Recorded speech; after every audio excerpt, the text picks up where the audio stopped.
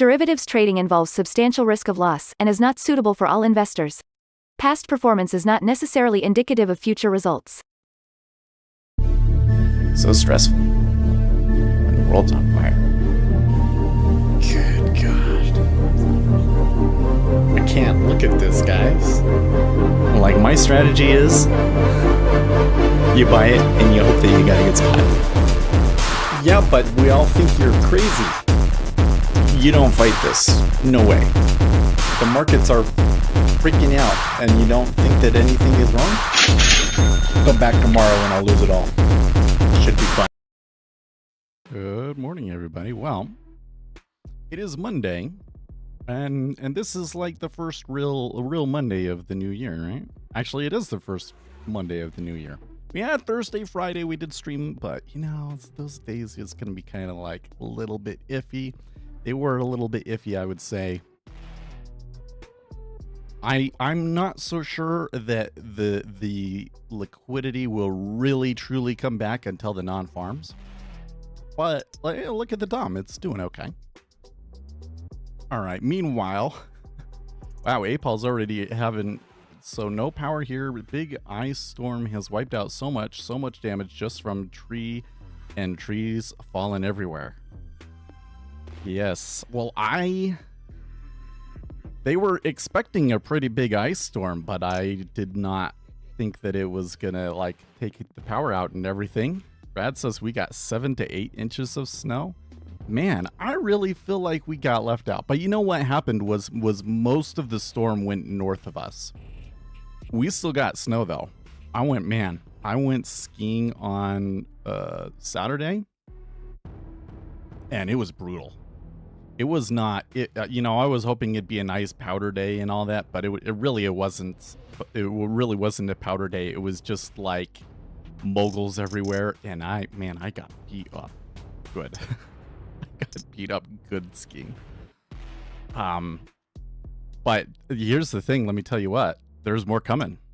There's more coming. There's going to be like 2 or 3 storms lining up behind this now. Because basically what's happened is we had an El Nino year, right?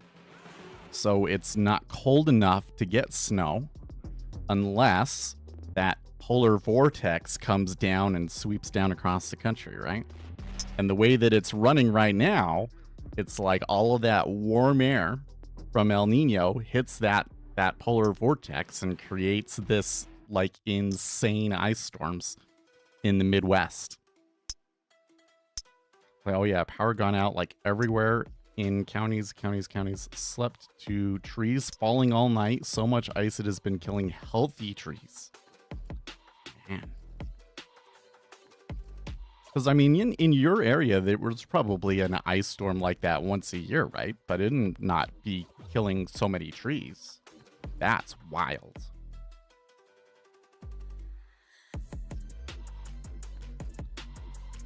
By the way, Treasury's kind of on the downside here, starting out the session.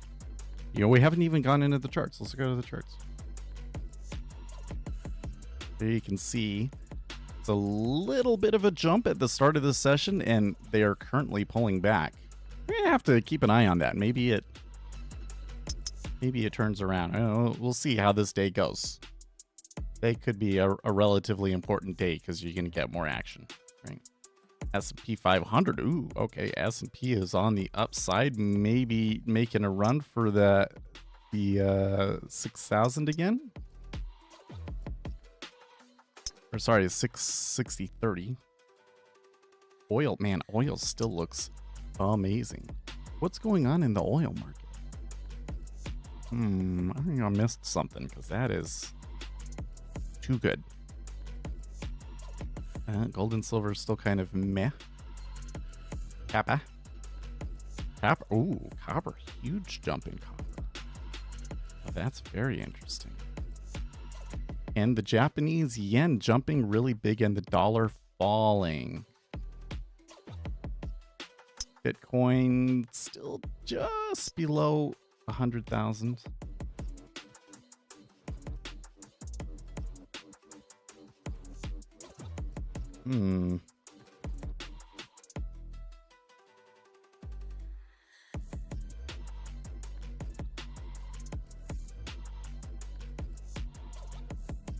feel like I missed something. Let's see.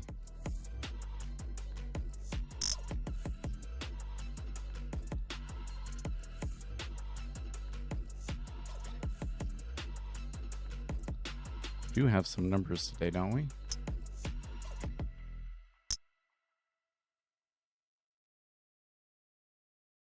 S&P Services PMI,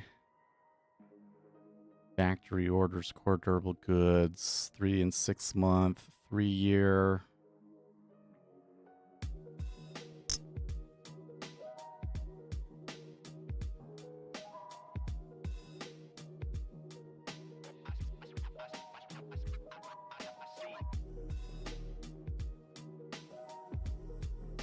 Microsoft plans to invest $800 billion in 2025 to construct AI-capable data centers, with over half of this expenditure directed towards the U.S., CNBC reports.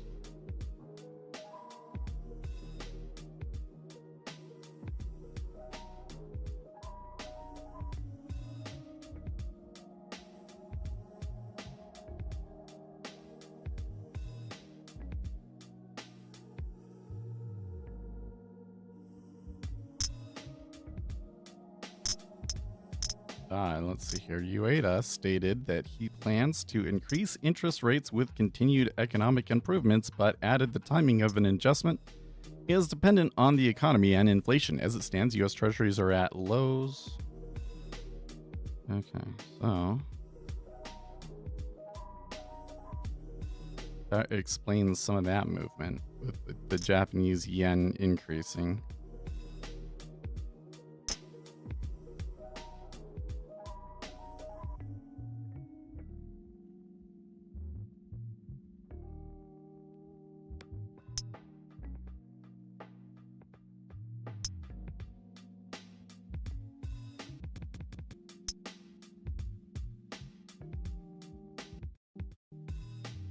Okay, I see. So the Japanese yen strengthening is really killing the dollar, and that's probably what's leading to copper outperforming so much.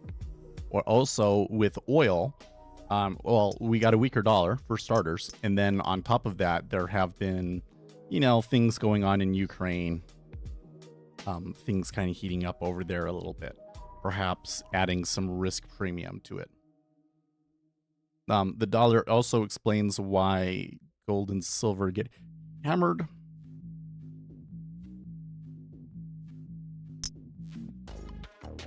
What are you saying here? We are watching the same movie? Do you know any good antivirus software? I would recommend Nod 32. If I had an affiliate link for them, I would totally do it. I think that they have a program, but it's not really related to what we do, so I don't think that there'd be any point. But ESCT Nod 32 is without question the best antivirus out there. Without question.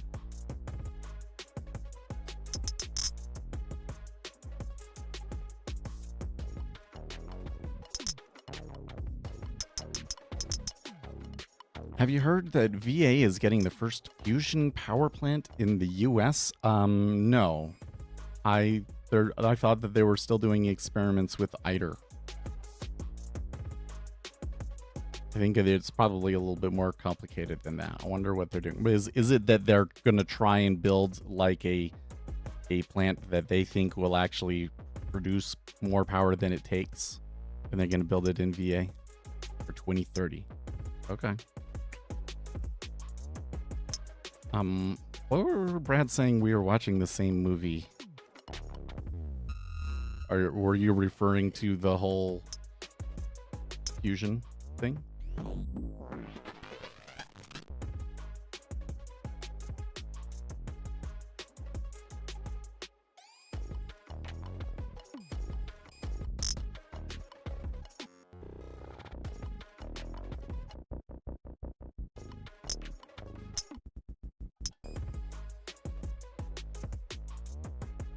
Well, I would be careful in, making conclusions about investments in the economy based off of that, though, right? Like the technology is definitely coming along, but just because they're able to make a full production power plant doesn't necessarily mean that it's very commercially viable.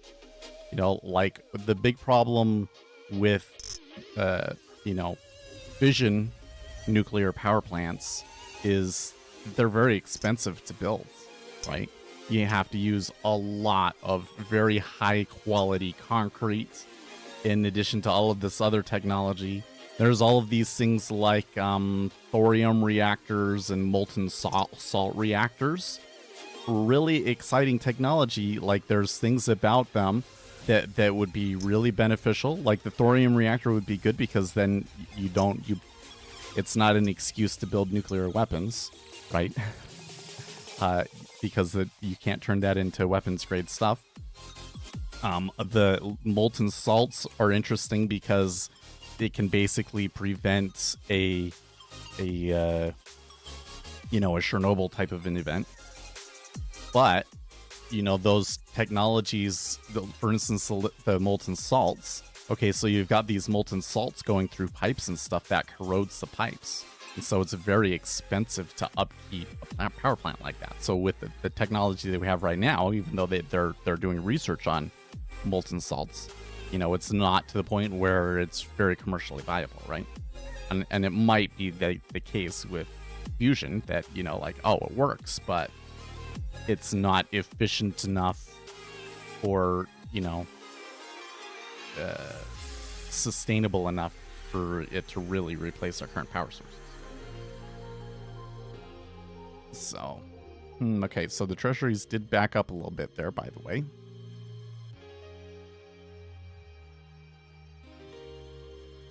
Oh, okay, so this was not in my morning read through. The dollar tumbles after Washington Post says Trump aides mull dialing back on the universal tariff plan. Of course. Shall we read this story? Inches more snow, though damage is higher than almost imaginable just from an ice storm. Well, ice storms are pretty damaging, but...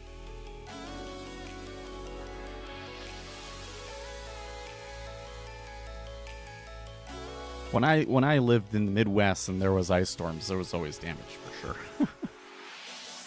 Okay, let's read this story. So you have to excuse me. I'm probably going to be like fidgeting a lot today and everything because one of the things that happened while I was skiing was I decided to change my bindings. And so I'm like looking down, unscrewing the binding and moving the binding on the board. And, I had my helmet on.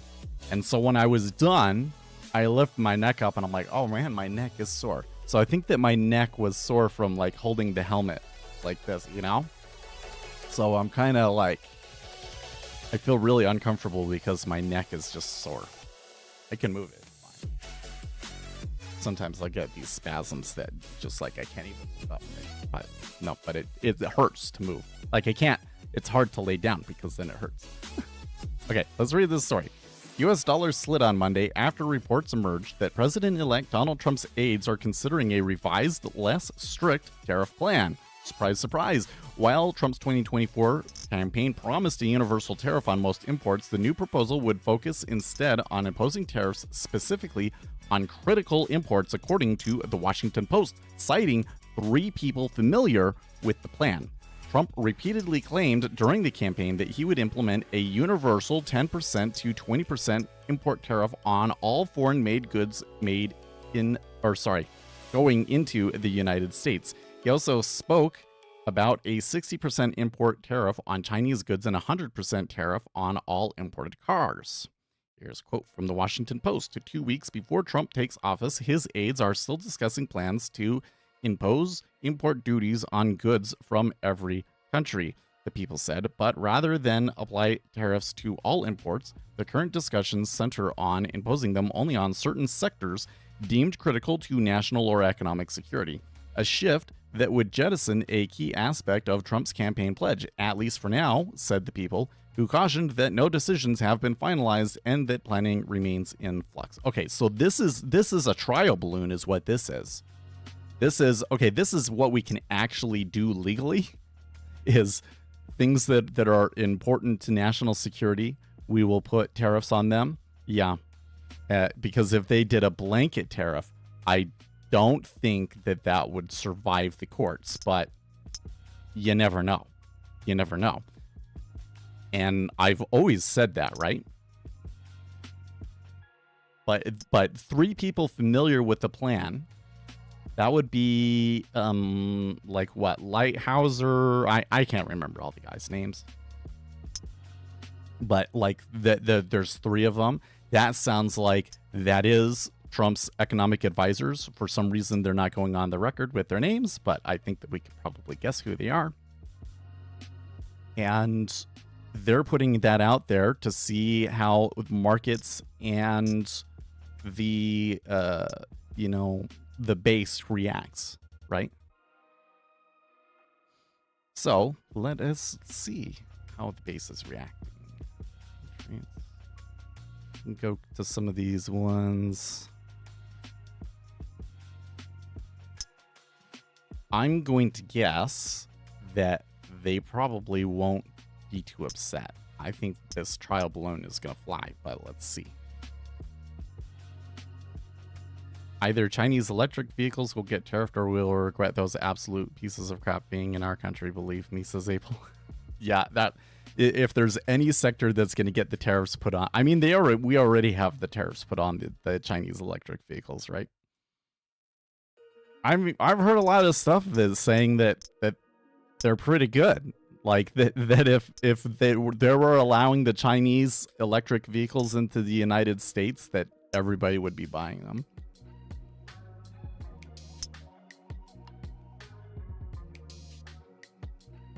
So that's interesting. So when we come back to the dollar here,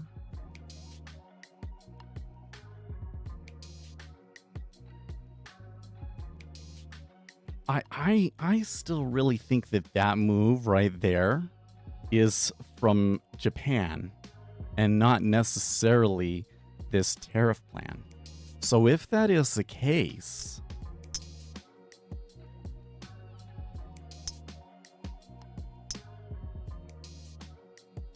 I've heard sure you heard a lot of stuff online about how great they are. Yeah. Could be Chinese propaganda, sure. It was on TikTok was where I was seeing people say this stuff.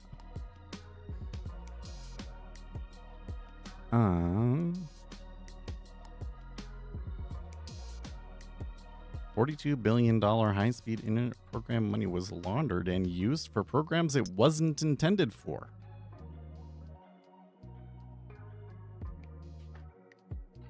The FCC awarded Elon Musk's Starlink $885 million.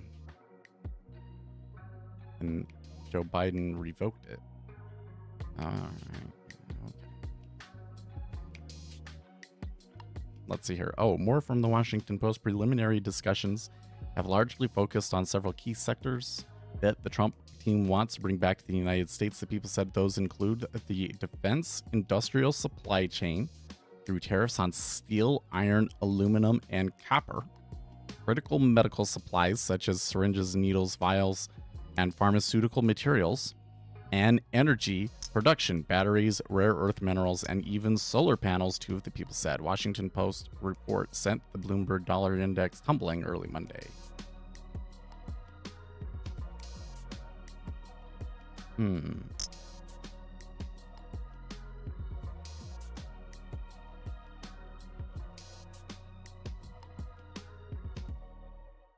Zero Hedge, meanwhile, speculating that Trump will deny this. It could be that this plan was not approved by Trump. Like, that's totally a possibility. I'm kind of wondering, though, if this is not a really good excuse to go long in the treasuries. Except for that we're not really getting a flow very supportive of the idea that we would go long, right? I think that if that is the trade, that we probably wouldn't get any kind of movement. Like it would probably have to be some sort of follow-up story or something that would cause the move.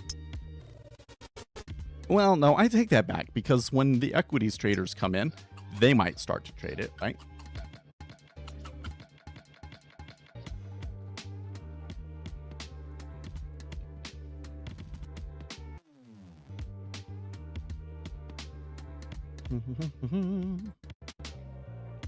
By the way, today we get the interview coming out. The interview is with Andreas Klenow, who wrote Following the Trend, that we made a video about a couple of days ago, right? I got a 90-minute interview with him that will be posted after the stream. And we're just updating the thumbnail here. And then there's going to be a bunch of little shorts to come off of that as well. So exciting.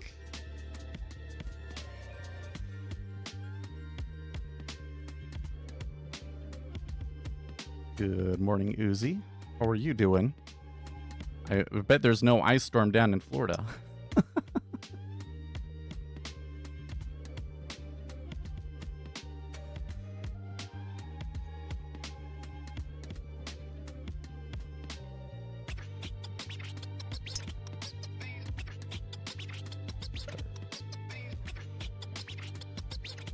Hanging in there, no ice storm. How's the dog doing? Is the dog okay now?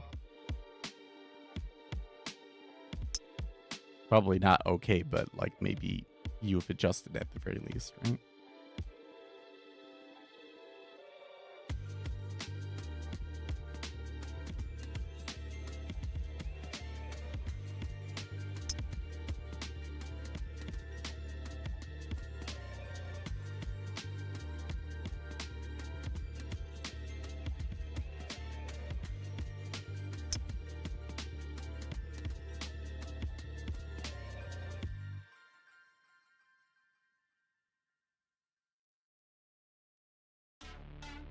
We've adjusted. We're questioning whether or not he actually needs the insulin. It's a bit frustrating. That is interesting. You know what? There's so much science and stuff around this. It's an area like in humans where they were like still learning and like how blood sugar works and everything.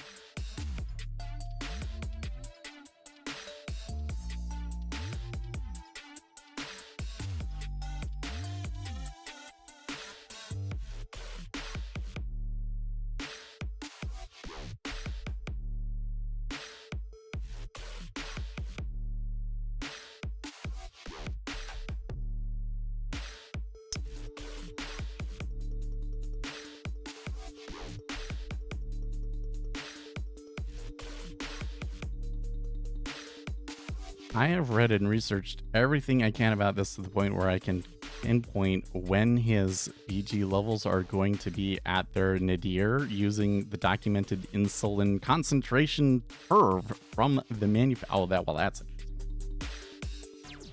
Well, so when it comes to humans, something that I'm really interested in is the whole Ozempic thing.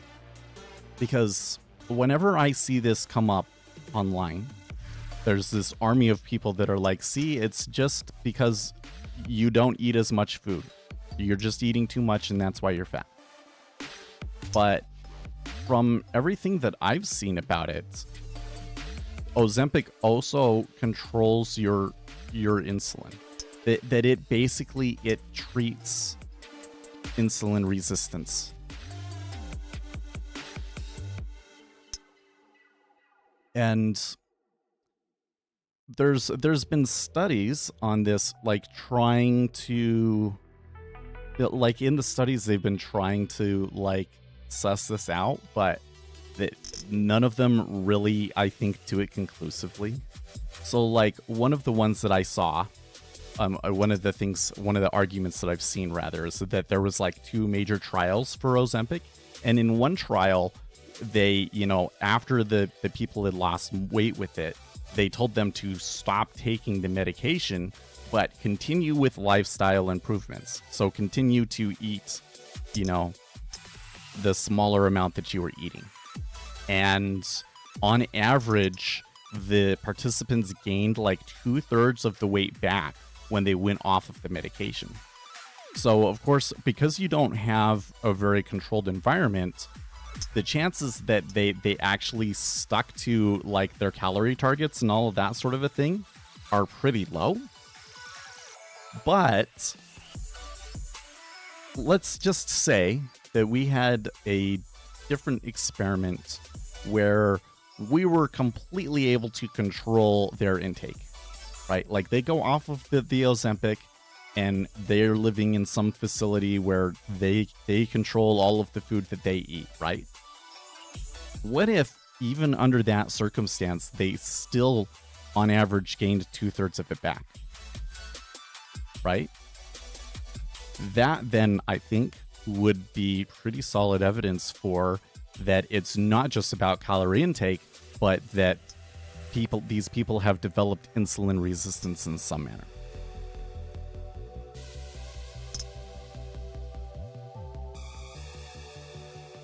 Yeah, sugar is the root of all evil. So I know my wife included, but I've met some other people that they had done all sorts of diets and all sorts of other crazy things. Like, here's the thing that I don't think that people realize is that, okay, so they say if you eat less, then you will lose weight. It's not that simple. It really is not that simple. So yes, it is calories in, calories out. The problem is that you don't have complete control over calories out. And what happens is when you reduce your calories in, your body will reduce its calories out to try and maintain the balance. So you would think, oh, I only have to eat like maybe 200 to 300 calories less a day and I should be able to consistently lose weight. But if your body adjusts with the metabolism and all of that sort of stuff, the amount of calories that you have to cut out of your diet is probably much more extreme than that. And it seems to me that the amount that you have to reduce or whatever, that most people won't do it. That most people won't be able to handle that amount of, like psychologically, they're not able to handle that amount of calorie restriction or the amount of time that it would take, frankly. Right.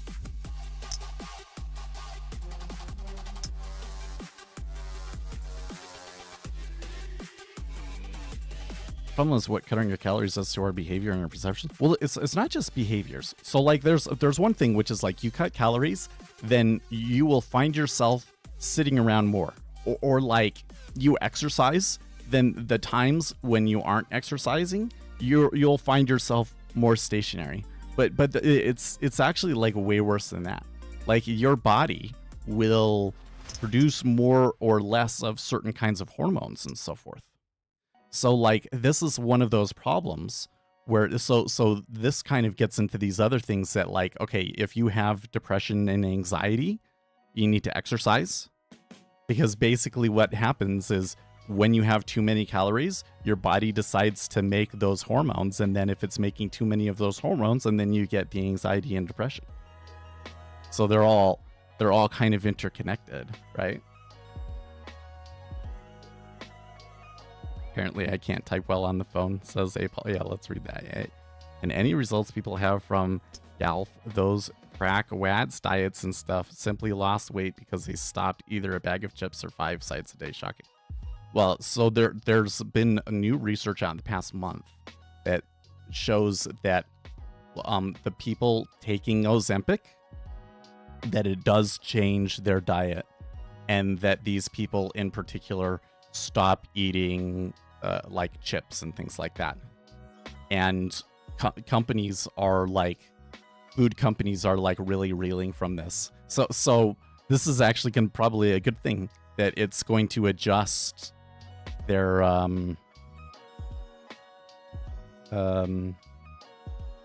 sorry, I keep losing my train of thought. Maybe it will make the food at the store more healthy because people want more healthy food. But let me tell you what, guys. Every time that this conversation comes up on the internet, It is always like everybody says, oh, well, you could lose the weight without the Ozempic. People bring up Ozempic face. By the way, almost all of the negative side effects of Ozempic that I've read, there was one study that suggested that it increased a rare type of blindness, but it was something that was like extremely rare anyways, and as I don't know if it's enough to matter. But some of these things like the Ozempic face, that's just weight loss. That's just what happens when you lose weight, as far as I can tell.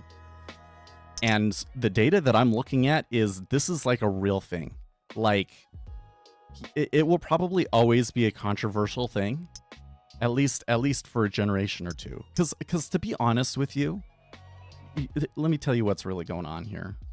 I know what I'm saying is going to be a little bit controversial, but I really think that this is something you can invest off of.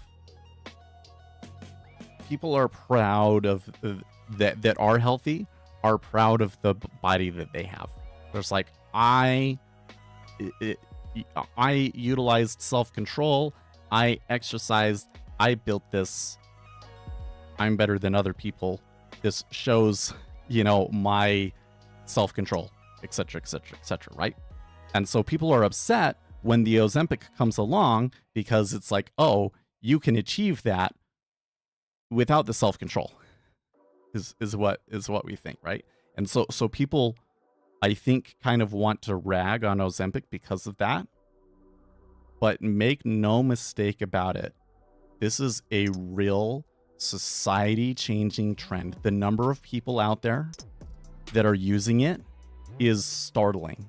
Considering how expensive it is, the number of people out there using it is startling.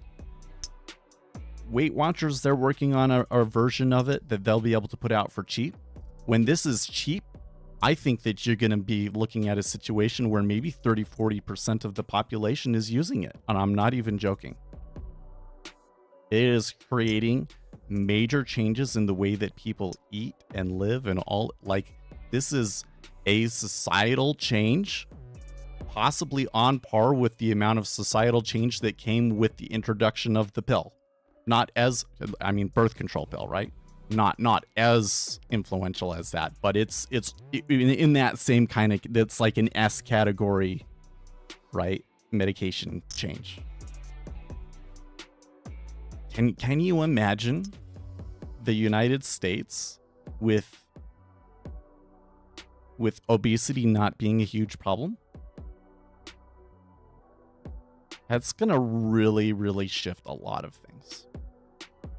And a lot of it does have to do with like class and things like that, right? Like, if everybody's skinny, then how do you stand out in attractiveness, right? Because right now it's kind of like, if you're skinny, you probably do okay. It'll become apparent when it's at its maximum popularity and usage, and then we'll lie to ourselves about it because of how much money's at stake. You mean we'll lie to ourselves about like how? Oh wait, sorry. It's gonna come back to bite people in the butt. Well, there's some sort of side effect that we don't know about. Possible.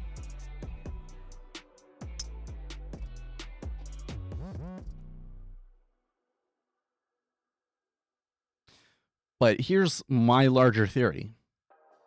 My larger theory is that Ozempic doesn't just reduce people's calories, it also affects their sensitivity to insulin and makes them more sensitive to insulin. And that helps them lose the weight faster or more consistently, let's say. And once we understand and accept that, the recommendation is going to be you need more fiber in your diet. And we will move from the diet right now. It's like all soft foods that easily digest, and people will want to move to foods that you've got to really chew and have a lot of fiber in them.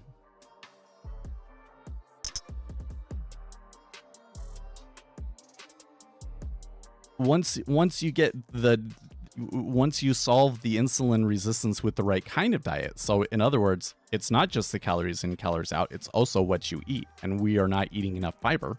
You get enough fiber in the diet, people won't get fat to begin with. That's what I think will happen.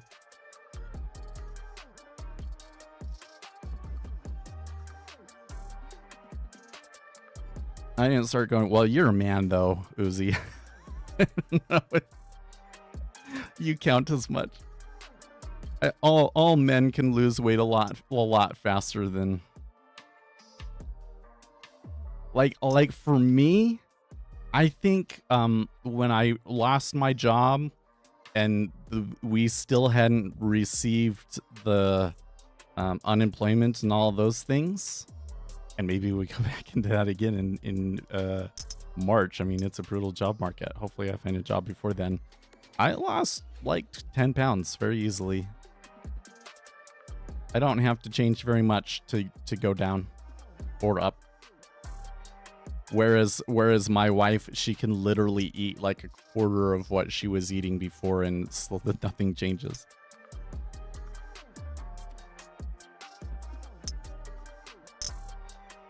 The thing that's crazy to me is all I will, dish out her plate for her, right? Thinking, okay, well, she's not going to eat too much, right? And then she'll take like 2 or 3 bites and then be done. Like, it's crazy. It's crazy how little she will eat. And despite that, she only loses a pound a week.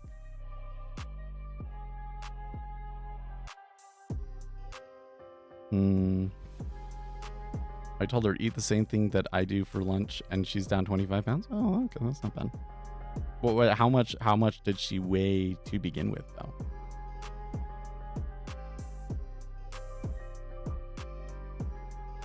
I have what I call a gift. Most unhealthy food in this country disgusts me. Yeah.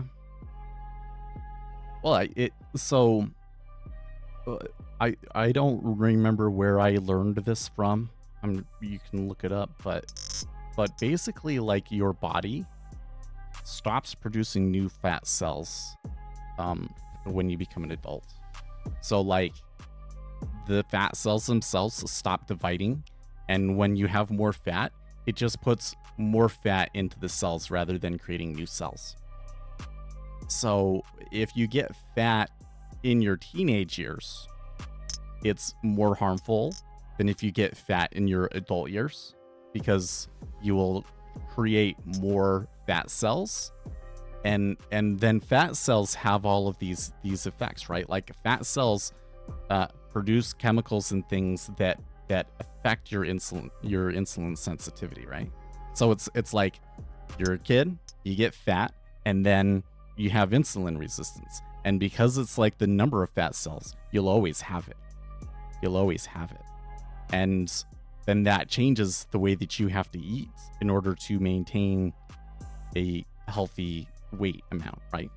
So you could have people that, like, okay, they were skinny when they were 25, and then maybe in their 30s or 40s they get a little bit fat, but then they're able to make it come back off because they don't have the insulin resistance. Or maybe it's just genetic. Some people are more prone to developing insulin resistance than other people. But I'm telling you, man, I've watched people literally go down to like 700 calories a day and not lose weight. Melissa, and when was this? 2017-ish was when she was trying really hard, and I was like, I would take everything that she ate and put it into the calculator and all of these things, and so even if you sit down and you say, well, you're calculating it wrong, okay, and we say she intook twice what we said, she was still at a huge calorie deficit, was not losing.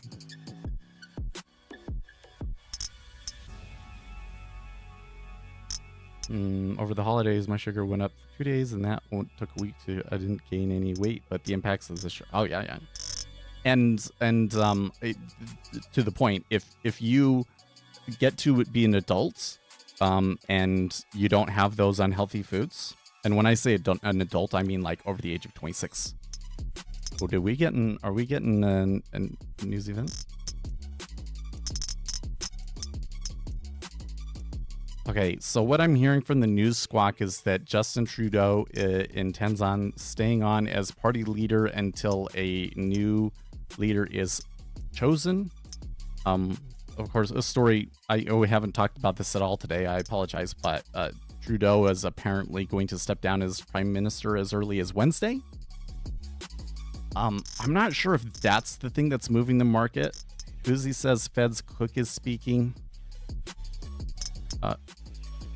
Okay, no. Trump is saying that the Washington Post story is incorrect. Trump says the Washington Post story is incorrect. That's why the treasuries are selling.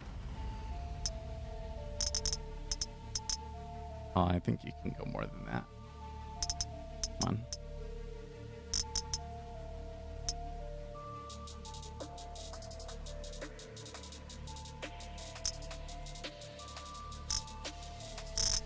Okay. He's just outright denying the story.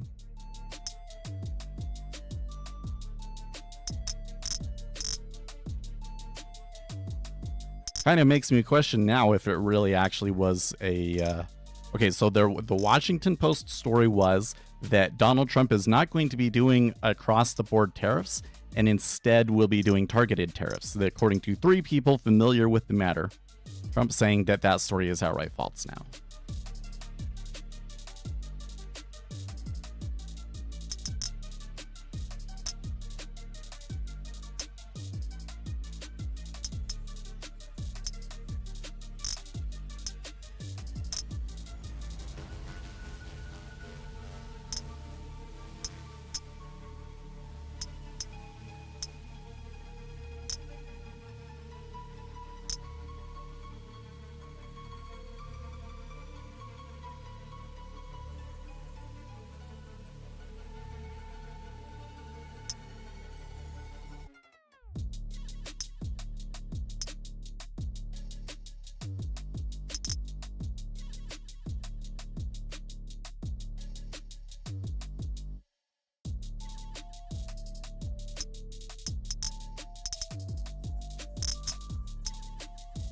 Hold on a second.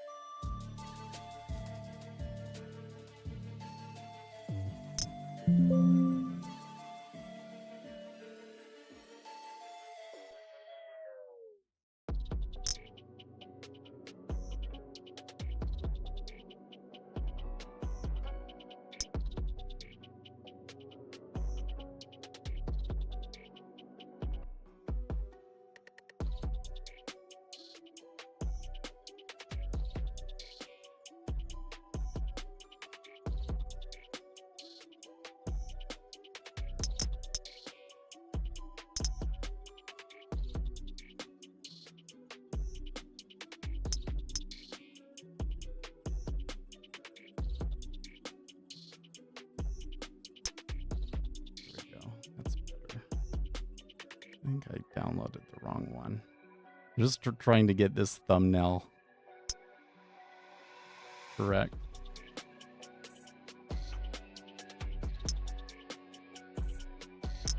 There we go. That's better.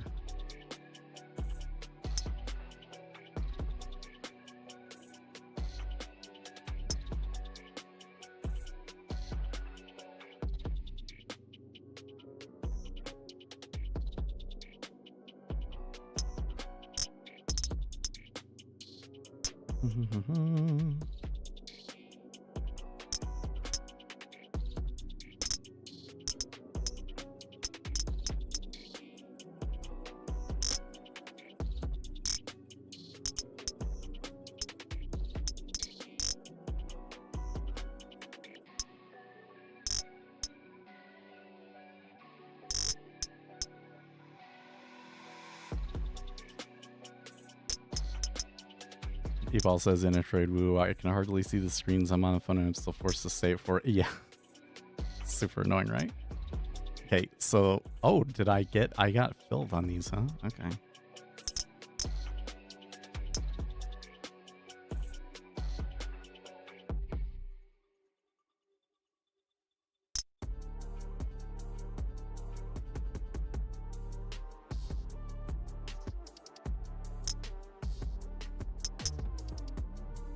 Just want to get my cost basis or my break even above 16.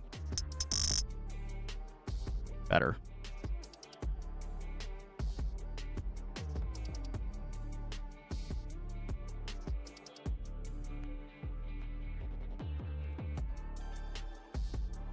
Be a genius. Everyone, where are you guys from? I am from Asia. Well, most of us are in the US or Europe.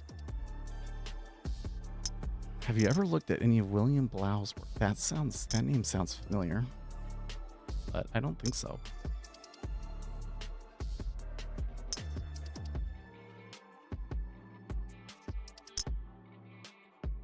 Okay. Momentum, direction, and divergence. This book, huh? Let's come here. Does he have multiple books? No, he just has this one.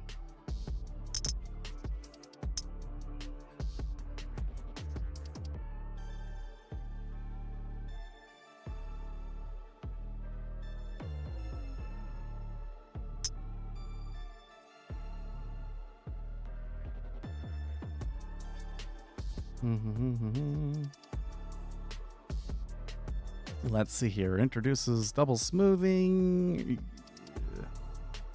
Describes uses and limitations of notable indicators. True strength index. Sure. Okay.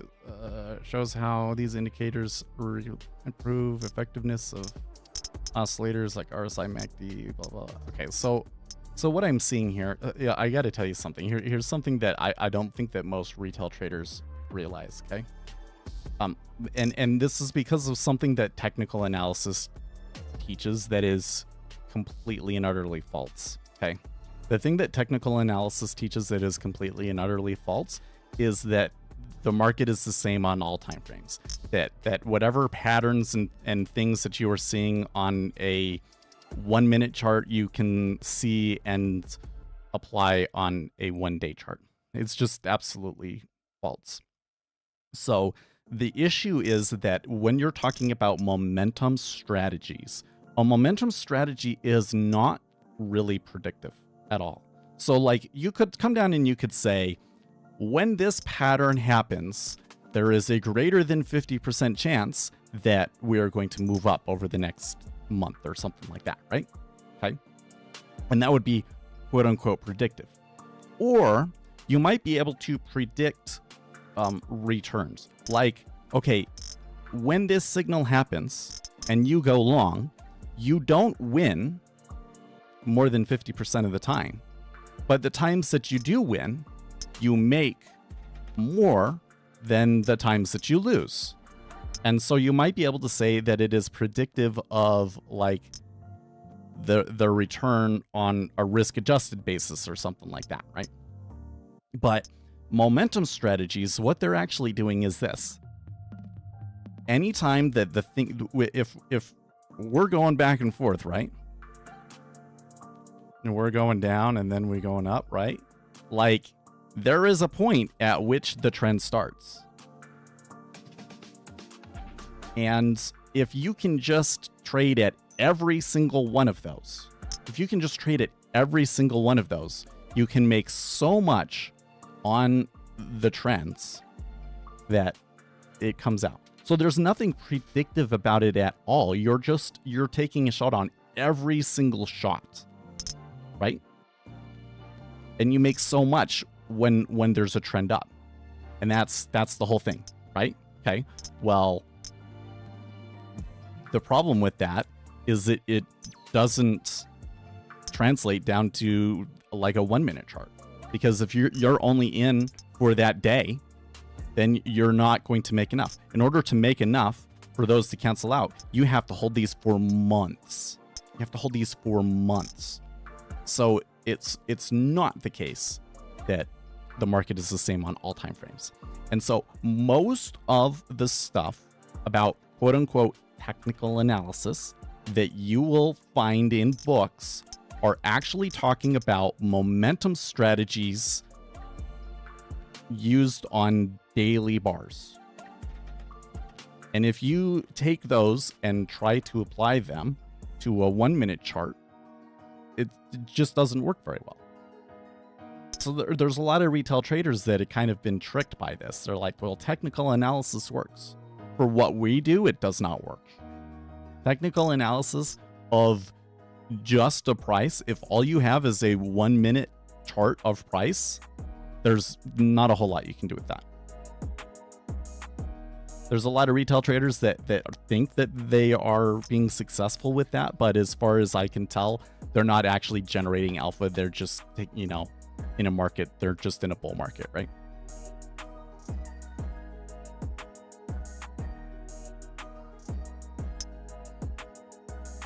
Brad says the ads are becoming annoying. I guess I need to re-up my... You're talking about YouTube ads?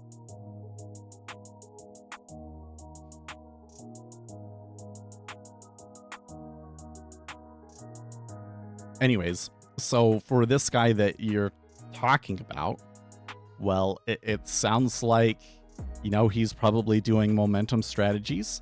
Maybe the things that he's talking about are true. I don't know. It kind of, the way that he's talking about it makes it sound like that he has actual data to back up what he's saying. But, you know, I've seen so many people, you know, some of the best technical analysis books that I've, you know, that the community considers to be like the best books, I've read and I thought were complete bullshit.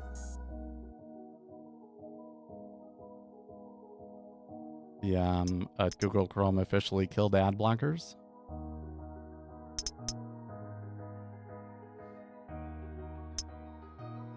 I mean, you guys know that by using ad blockers that you overall make it worse, right? Like if... what percentage of people do you think were blocking ads on YouTube? I don't know. But let's just say that like 50% of people blocked ads. Then for Google to make as much money as they were, they would have to show twice as many ads to those people that are remaining, right?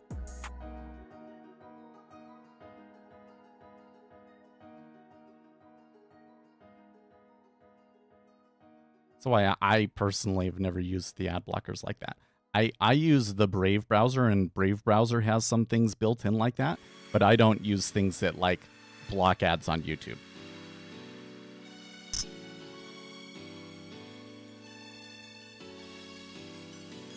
How would a mathematical indicator based on what time frame it is measuring? It's measuring bars mathematically. It can never be wrong, correct? No, because the market behaves fundamentally different on an intraday time frame compared to a daily time frame.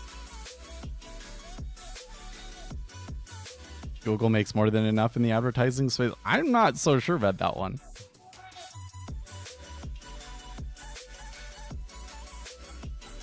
So first of all, if Google's not making any money from its advertising on YouTube, how are they going to pay the YouTube creators? Right?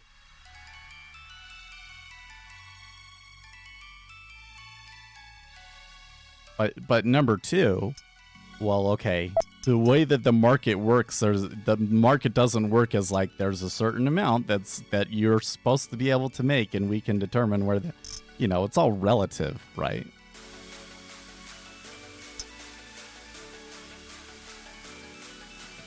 So the net effect of that is going to be Google's revenues are going to decline. Their growth rate is going to decline. And the way that Google tends to react to that is by decreasing their level of service on everything. So by you know, trying to block the ads, you're basically making the internet more shitty. You have to kind of sit down and say, okay, like advertisements where they're like advertising malware and Trojans, and yeah, we don't want those and we should block those. But there is legitimate advertising that needs to take place in order for the internet to work. If time frames behave differently, then the indicator would show that. Yeah. It does, and it does. You can go and backtest them, and you'll find that this is the case. You go and you do backtest on a daily bar, and then go and do a backtest or a strategy on a daily bar, and then a strategy on a 1 minute bar, and you're gonna find that they do not perform the same.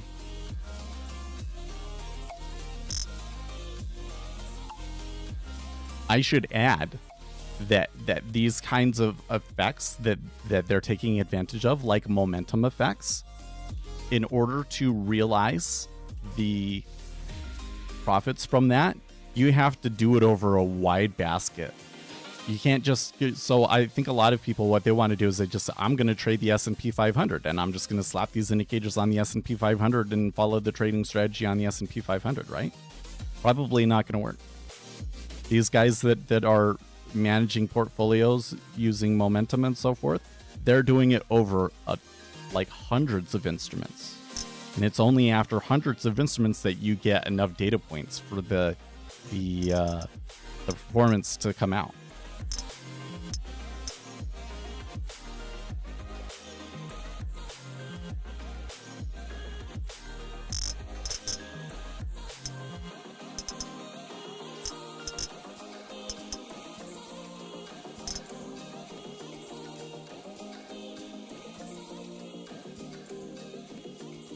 So basically the thing that I'm trying to tell you is that a lot of the stuff that you hear in the retail trading space, what came from momentum traders and is not applicable to what we are doing as day traders.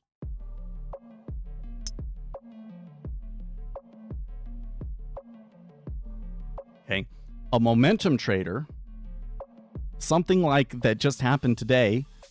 Donald Trump denies report that he's going to not do across-the-board tariffs, right? To those momentum guys, they don't care. They just follow the momentum strategy. And why is that? Well, because a piece of news like that, there's a certain impact that it has, but it follows the square root law, right? This is, I'm telling you what, man, it always comes back to the square root law. You gotta understand this, okay? If I'm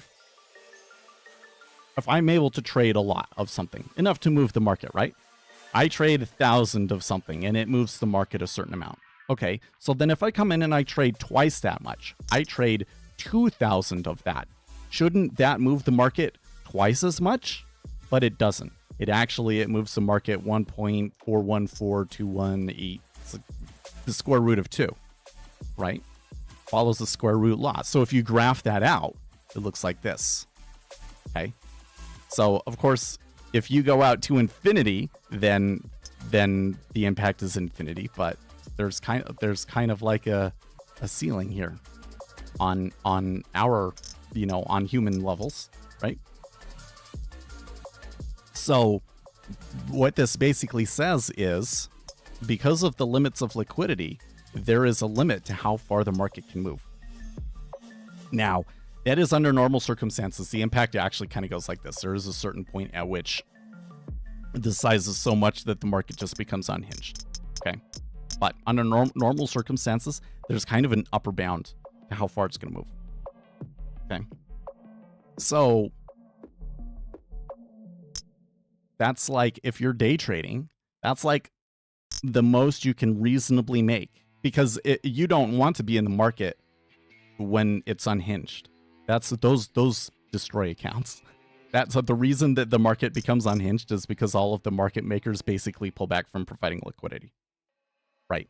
So a day trader, you're gambling when you're trading in that period, right? So this is like the realistically the most that you're going to make as a retail trader. right? Whereas this is on a daily basis, on an intraday basis. When you go to trading daily timeframes, right? It's day by day by day by day. And something that's causing a trend can just continue to cause that trend for months and months and months. And so the maximum amount that you can make on an individual trade is hundreds of times larger on the daily basis. And that's why momentum can work on daily timeframes. But for us as a retail, and so if something, I go long and something comes in, a piece of news, and pushes it down, but it's just only has the effect on that day, then I don't care, right? As long as that thing is not cutting off the thing that I think was causing the momentum that I was making money from in the first place, right? Whereas for us as day traders, it's the only thing that matters, right? For us as day traders, the news is the thing that's going to move the markets and that I'm trying to take advantage of. So I for some reason, I feel like I'm having a hard time keeping my train of thought today, but I think I got it, right? You get what I'm saying? News really matters to day traders, and it doesn't matter to daily momentum traders, right? Yet you have all of these retail traders. They're telling you the news doesn't matter. Just look at the chart. Yeah, right? It's nonsense. You follow that, and you're a day trader. You're not going to have very much success. You're going to be in a trade, and then the Federal Reserve Committee meeting is going to come out, and you're going to get screwed, right? And that's why you see people posting on the subreddits about that. Oh, why did the market move here? I missed this, getting screwed over by those sorts of things. It's because somebody taught them, just ignore the news. Okay. So I don't know too much about that guy, but just from what I can see about the book, it doesn't look like it's going to have information that's really going to help you day trade.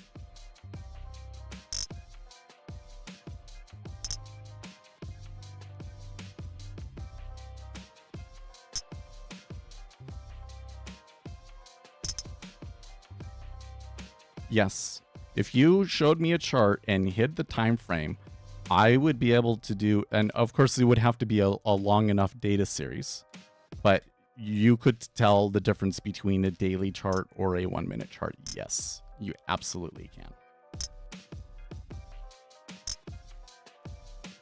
You absolutely can. And in fact, I might even be able to tell you what instrument it is.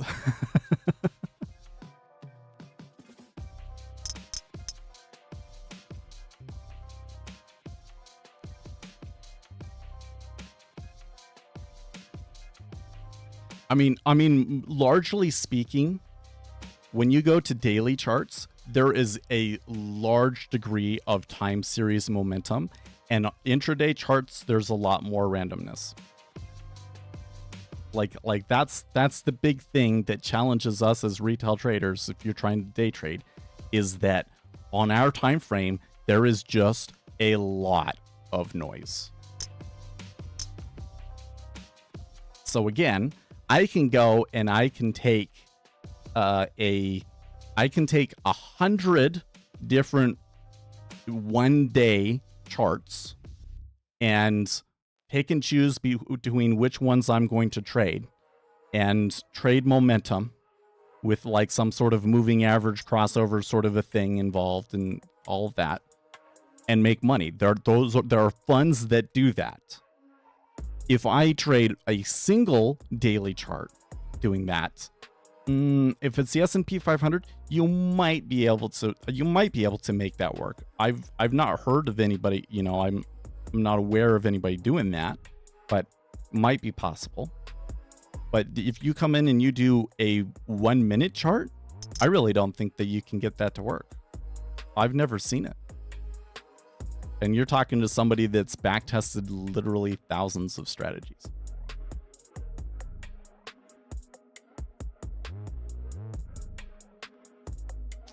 If what you're saying is true, that would be the greatest trader ever. You're basically claiming you can predict candle printing. Well, no, not exactly.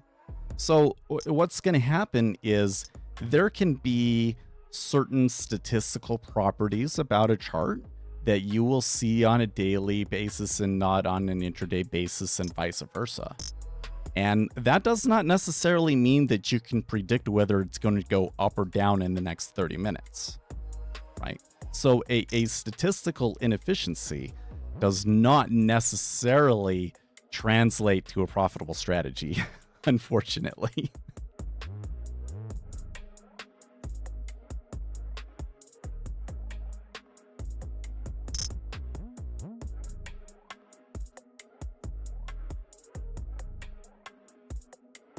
I'm finally going to get filled on this order at 14.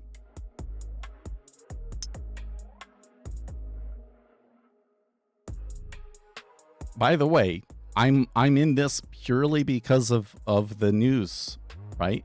We were up overnight in the treasuries because of a story that the Trump administration wasn't going to do tariffs.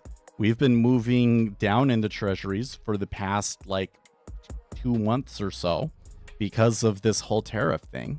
So that's a pretty, you know, the up move was a pretty significant up move because they thought maybe that was changing.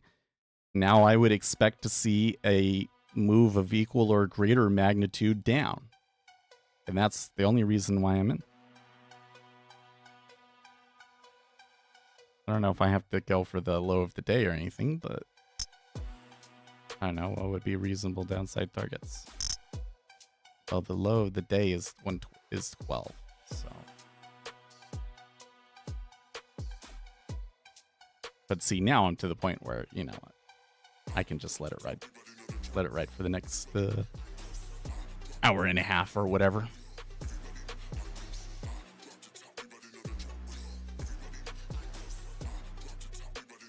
Amir, were you trading Bitcoin before? I've made money from Bitcoin. I've never day traded Bitcoin. I've done buy and hold on Bitcoin.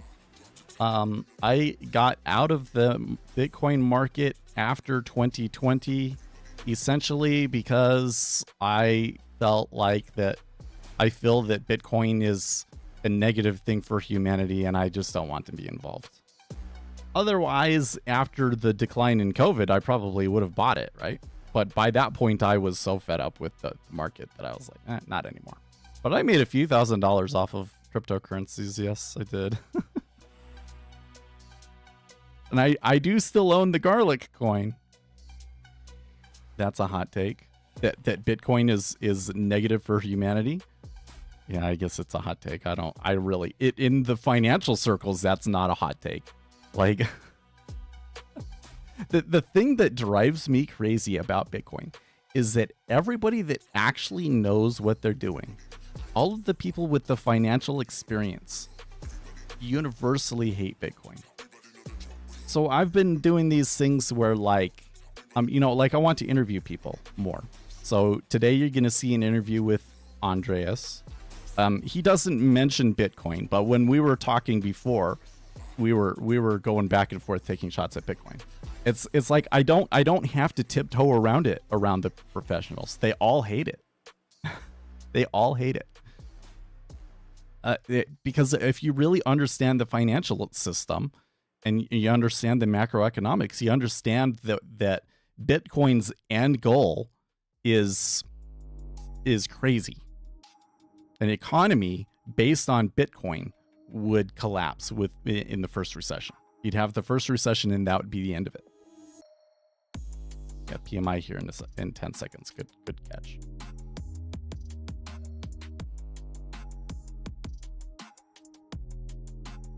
Never trusted Bitcoin, never owned it. A little bit of a move up there. How come my new squawk isn't telling me the number here? It's 58.8 versus 58.5, so it's a little bit hotter than expected, but nothing too big.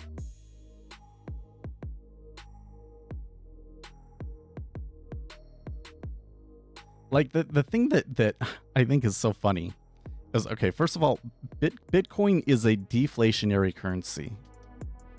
So I think that part of the motivation for Bitcoin is that people are frustrated that they have to take risk to preserve their money. But that's intentional. We drive growth by forcing people to take risks, because people on the whole are very risk adverse. The reason that your grandparents survived was because they were the ones that were more risk adverse than other people. And so in that environment, people that were very, very cautious excelled and were the ones that passed their genes on. But in the modern world, the people that take the risks have the advantage. And so what we have done is we've basically kind of set the system up to encourage people to take risks so that we can continue growing, because it's not people's natural tendency. So people don't like that. So they say, oh, let's make something where I can just keep my money in the Bitcoin and I'll always make money. And then there's no risk to it, right? But a deflationary currency is a big, big problem, because when an economy crashes, how do you save it? Well, the way that we do it is we lower interest rates. That allows more money to be printed. It allows people to borrow more money to start businesses and do things with it, right? Like if the economy just crashed, you should start a business, because it will be easier for you to get the funding to start the business, right? If you can't print the money because everything is in Bitcoin, then how do you restart the economy? You can't. But then the second thing is that the centralization of it is kind of the innovation that makes money work, right? Like, there's this whole thing that, like, I have money in the wallet and then the wallet gets hacked or something, and then I'm just out all of that money. Well, under our system, because there's central control of it and everything, we can verify that, yes, somebody did steal the money from you, and we can take the money back and do all of these things with it, right? So this happened in Ethereum. Somebody took advantage of so there was this big fund, so basically to do development with, and everybody would contribute to this fund. Everybody was contributing to this fund that would help pay developers to do development on Ethereum, right? And there was an error in the contract that basically allowed somebody to take control of the wallet and run off with all of the money. And this was a big problem, because there was a lot of money that was in there for them to do stuff with it, right? And so they all got together, and what they decided to do was they decided to break the protocol.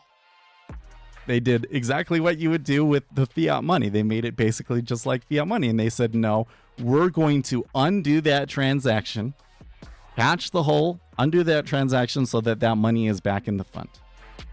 Now, there was some people that were purists, and they said, no, that's not allowed. And that's where Ethereum Classic comes from. Ethereum Classic was the branch that said, no, we're not going to undo with somebody's transaction. They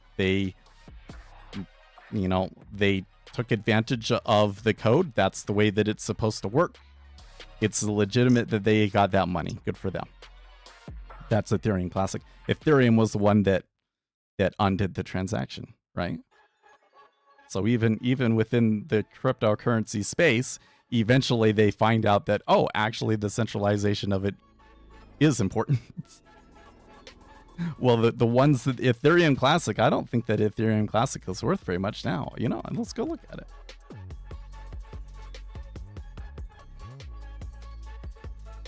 The thing that is the worst is that in the beginning, Bitcoin was really more of so there's a group of people online that are all about encryption and providing security for people so that we can do encrypted communication, essentially, right? And so these crypto freaks, that's kind of where the whole idea for Bitcoin came from. So the people that were involved in Bitcoin at the beginning, they were much more interested in the technology of it. And what has happened is eventually it came to a point where it was like, well, the US government is not going to allow some other currency to supplant them, right? So what they essentially did was they crippled the protocol. They said, we're going to limit the block size. So it costs so much money for you to actually like move Bitcoin on chain. Nobody's going to do it anymore. And then Bitcoin will only be a store of value is essentially what they came to. And when that happened, all of the people that were like the crypto freaks, the people that understood the technology and were excited for it because of the technology side of it, all revolted. And this is where Bitcoin Cash comes from. But the people that controlled the money, Blockstream in particular, they had the money and they won. And so basically all of the hardcore tech people, they left. And that was a huge vulnerability for them. So what happened after that, well, during all of that, was Blockstream and the Bitcoin maximalists essentially realized that this was a liability to them. They didn't want to go through that again. So ever after that, everything in the Bitcoin community has been dumbed down. They don't want smart people in the Bitcoin community. They don't necessarily want people that are, really into have some sort of strong ideological reason for supporting it and think certain things. Because what if they need to move the currency in a certain direction and those people disagree with them? And so all of those people were basically chased out of the community. And they only want hype men. So you go to those Bitcoin subreddits now, if you are not 100% on board of, okay, let's just post memes about how happy we are when Bitcoin is going up and that we're going to make money, and I'm only going to be a yes man. And anything different, you get banned. So it's like as time has gone on, the Bitcoin community gets more and more stupid. To the point now where the people that are in it now are literally just wantonly stupid. They openly admit that they have no clue what's going on, and they glorify the fact that they're making money despite how stupid they are. We were looking up Ethereum Classic, right?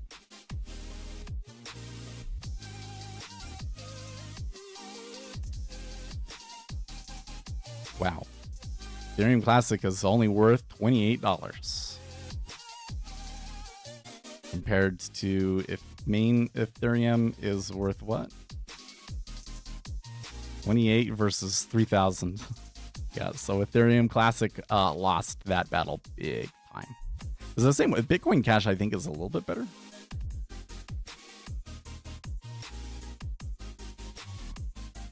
$471. I don't know if it's actually as good as, like on a relative basis relative to Bitcoin. Maybe it's not as good. Bitcoin to test 100,000? Well, yeah. So it looks like that jump was maybe related to... maybe not. I think that over there in Bitcoin, that's just another run-of-the-mill pump. Like, Michael Saylor buying more or something like that. I think there was a thing over the weekend where he was saying, oh, the Saylor tracker is wrong because we've bought more than that. So... Has the Bitcoin mines run? I would say probably no.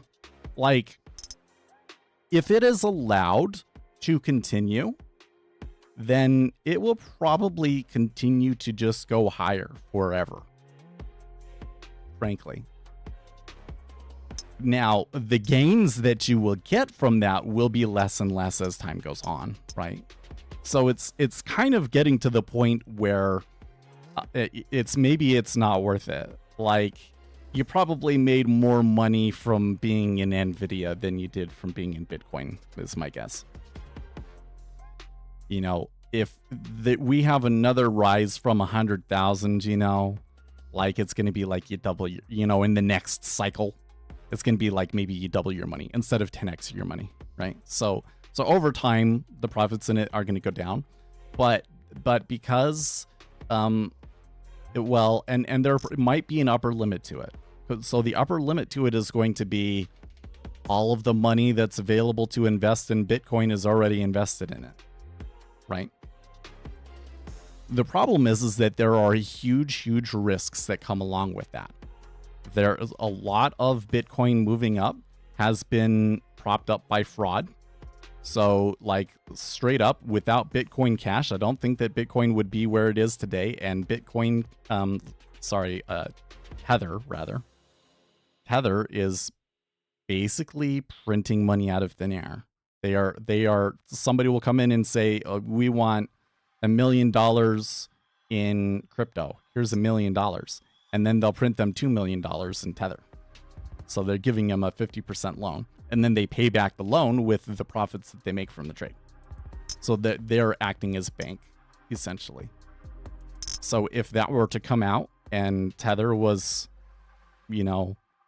like there was government action against Tether, that would probably destroy the cryptocurrency market. Then this most recent run, because everybody was all excited for, the ETFs, but that really hasn't affected the space too much. And what has been driving this most recent run has been Michael Saylor continuing to borrow money and buy Bitcoin by borrowing money from bondholders. So that's also something that I'm not sure how that falls apart. But if that falls apart, that will come down very, very quickly. If Michael Saylor was ever forced in some way to sell it, he would be so royally screwed and the Bitcoin market would practically go to zero. So Bitcoin probably continues to move up overall, but there's huge risks. There's huge risks to it, and you could potentially lose 95% of your investment. And we have. Last time I talked about, because, after the COVID market, I think it was, I said, look, there's like huge risk to this. You could probably lose 70 to 90% of your profit, right? And everybody's like, no, that's not going to happen. It can't happen anymore, blah, blah, blah, blah, right? And then the whole, what was that exchange that went kaput? The whole Sam Bankman-Fried saga happened. And guess what? It was a 70% decline in price. Yeah. So, huge risk to it. Huge risk to it. And their end goal, which is like that it becomes a universal currency, that can't happen anymore. The protocol can't support it. And overall, I think that it's a negative thing for humanity. I think that every dollar that goes into Bitcoin is money that could be going into the market and actually doing something productive.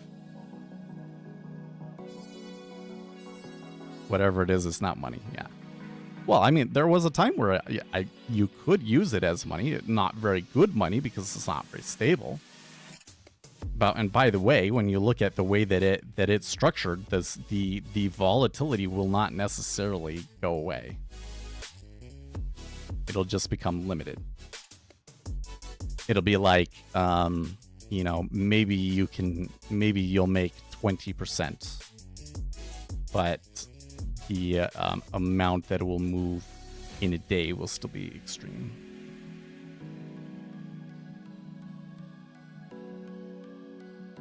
My currency really go up and down. I'm thinking about saving it in the U.S. Treasuries.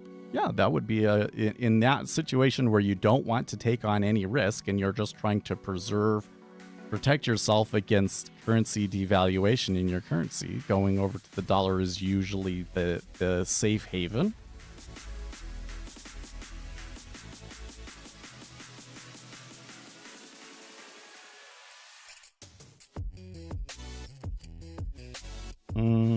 So part of me has kind of been going, well, I don't know if we're going to get much lower than 15 now. It's been too long.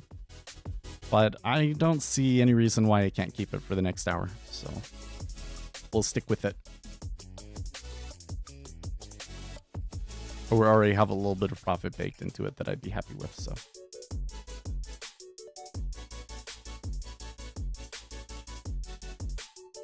I tell you what, the whole who is Satoshi Nakamoto thing. So there was a documentary that was on HBO that I thought was actually pretty good. And the thing that I thought was interesting about this documentary was that they were talking to the Blockstream folks. So the Blockstream folks are basically the guys, this company that has been set up that own the Bitcoin repository and all of that. Okay. And so they set up this conspiracy theory that it's this one particular guy. And the thing that is kind of different about this particular theory is that the guy that they think did it, that they think is Satoshi Nakamoto, was like 16 years old at the time. And so that fits in with some of the things that, like, you know, a lot of people said, oh, it's a person that definitely knows how to program, but they don't seem like a professional programmer. Like the kinds of mistakes and the way that they format it and everything doesn't seem very professional to us. Would maybe kind of explain that. Might also explain why he would want to keep his identity private, because nobody would care if they knew it was coming from a 16-year-old kid, right? So by creating this alias, it gave it more legitimacy.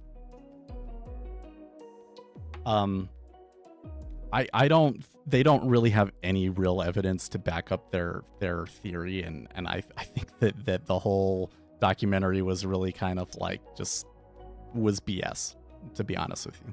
But one of the things that they do is they confront the Blockstream guys about it. They say, I think it's you, and then they go over, you know, why he thinks it is and all of this stuff. And they get so angry. Their reaction to me just seems like they're guilty, you know? Like, I do think that the Blockstream guys know who it is. Just from their reaction alone. Seems very compelling to me. But I'm an empirical person. We would have to have empirical evidence to prove that it's him, right? We don't. They have nothing. But that was interesting.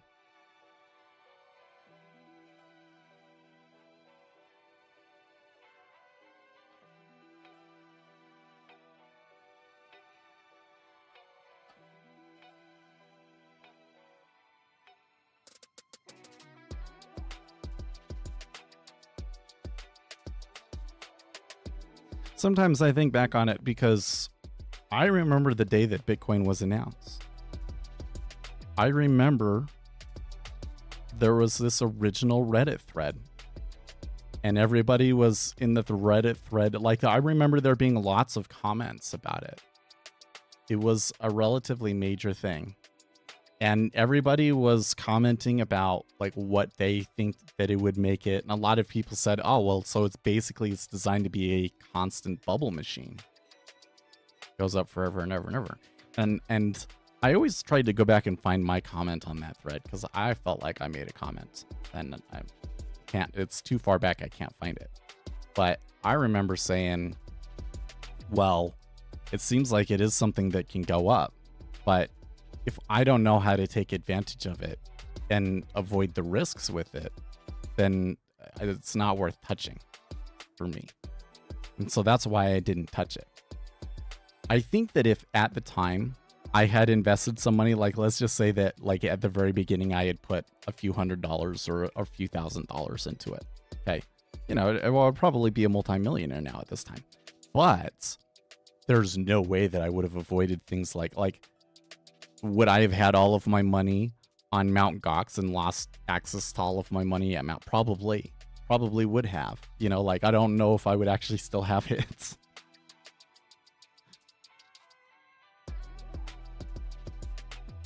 To be fair, the crypto girls are mostly right about that so far. Mostly right about what? That it's going to go up? Well, I guess they're right about that it's going to go up. I don't know if that's ever been the argument, though. Like, from the very beginning, yeah, line. Well, I wouldn't say mostly, but line goes up, yes. No, it's not the BBC documentary. It was on HBO Max, and I forget the name of it. But you'll be able to find it. You just go on HBO Max. They're still promoting it and stuff. I think it's the best asset for order flow trading because we have exchange API. No. I mean, so you can utilize Bitcoin order flow in Bitcoin for sure. And it can be very, very useful over there. And especially if you make your own tools, you can get an edge over other players because of that. But you have to be able to predict future order flows. And the order flows in Bitcoin are, how do you predict them?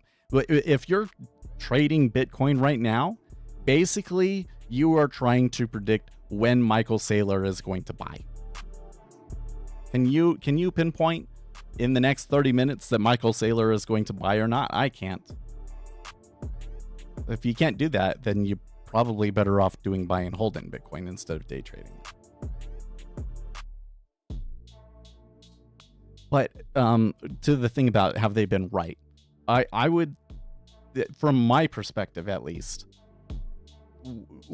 most of the detractors, the critics of Bitcoin, have all admitted that there's a good chance that it continues to go up.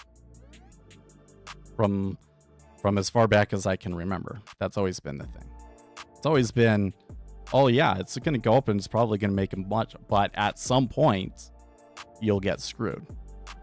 And for most people that have invested in Bitcoin, that is what's happened to them. The number of people that like actually buy and hold through multiple market cycles, not very many people do that. So, and the bigger thing is that for Bitcoin's stated intent, I would say that it was wrong. I mean, that it has been proven wrong. The intent, like the white paper said, that the intention was to become an electronic cash that was not controlled by a government. And that has failed. You cannot use it as a currency anymore because of the block size. They intentionally neutered Bitcoin so that it wouldn't be a threat to the dollar, so that they would then allow them to get access to larger financial markets so they could make money. They sold out. They sold out. You see, like the main argument is not about whether or not you'll make money from Bitcoin. The main argument is whether or not a cryptocurrency is a viable and desirable alternative to fiat currency. And the answer is it's not. And so they gave up on that and turned it into a store of value instead. You've kind of stumbled upon the thing that I will always harp on. Because what is this really about? Listen, I started this channel in April of 2017 because there was a contest on Futures.io for you to do a video journal, and I was the only person that did it. But because of that, I got enough subscribers, and then you guys have been egging me on ever since. And so I was like, let's go with it. I want to do a YouTube channel, and then we just continue to try and build the channel with what we can. With me having been around as long as I have, probably should have done better because there's, been YouTube channels that have blown up instead of ours, but that's okay. We're small. It's fine. But, it started out just as a video journal, and we learned a couple of things. We got okay at trading, at day trading. We do okay. It's not like amazing, but we do okay. But at some point, I kind of, learned enough to realize, well, okay, like, what you can actually do with day trading is kind of limited. Probably shouldn't do it, but I'm already into it and I really enjoy it. But then what happened was everything that I learned about the markets kind of helped me see that we have a huge problem in our society, because everybody seems to think that the market is this infallible God. So you come in on the day and you have some decision point, like, is it a good idea for Donald Trump to do across the board tariffs? And then based on whether or not the S&P 500 moves up or down that day determines whether it's a good thing or a bad thing. Because supposedly the current market price is perfectly reflective of all available information, that markets are perfectly informationally efficient. That's what we've all been told. And the reality is that's bullshit.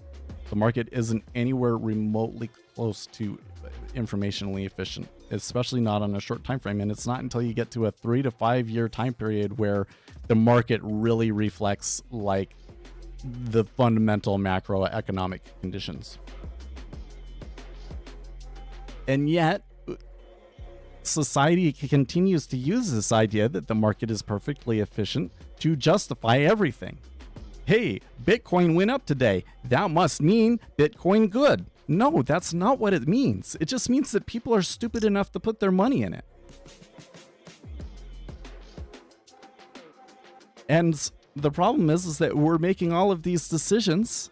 Okay, like Elon Musk is the richest man in the world, has all of this money and power, and not because his company is valued fairly.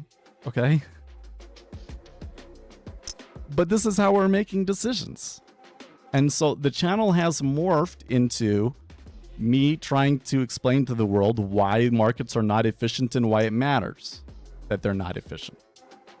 Because the professional world has known this forever.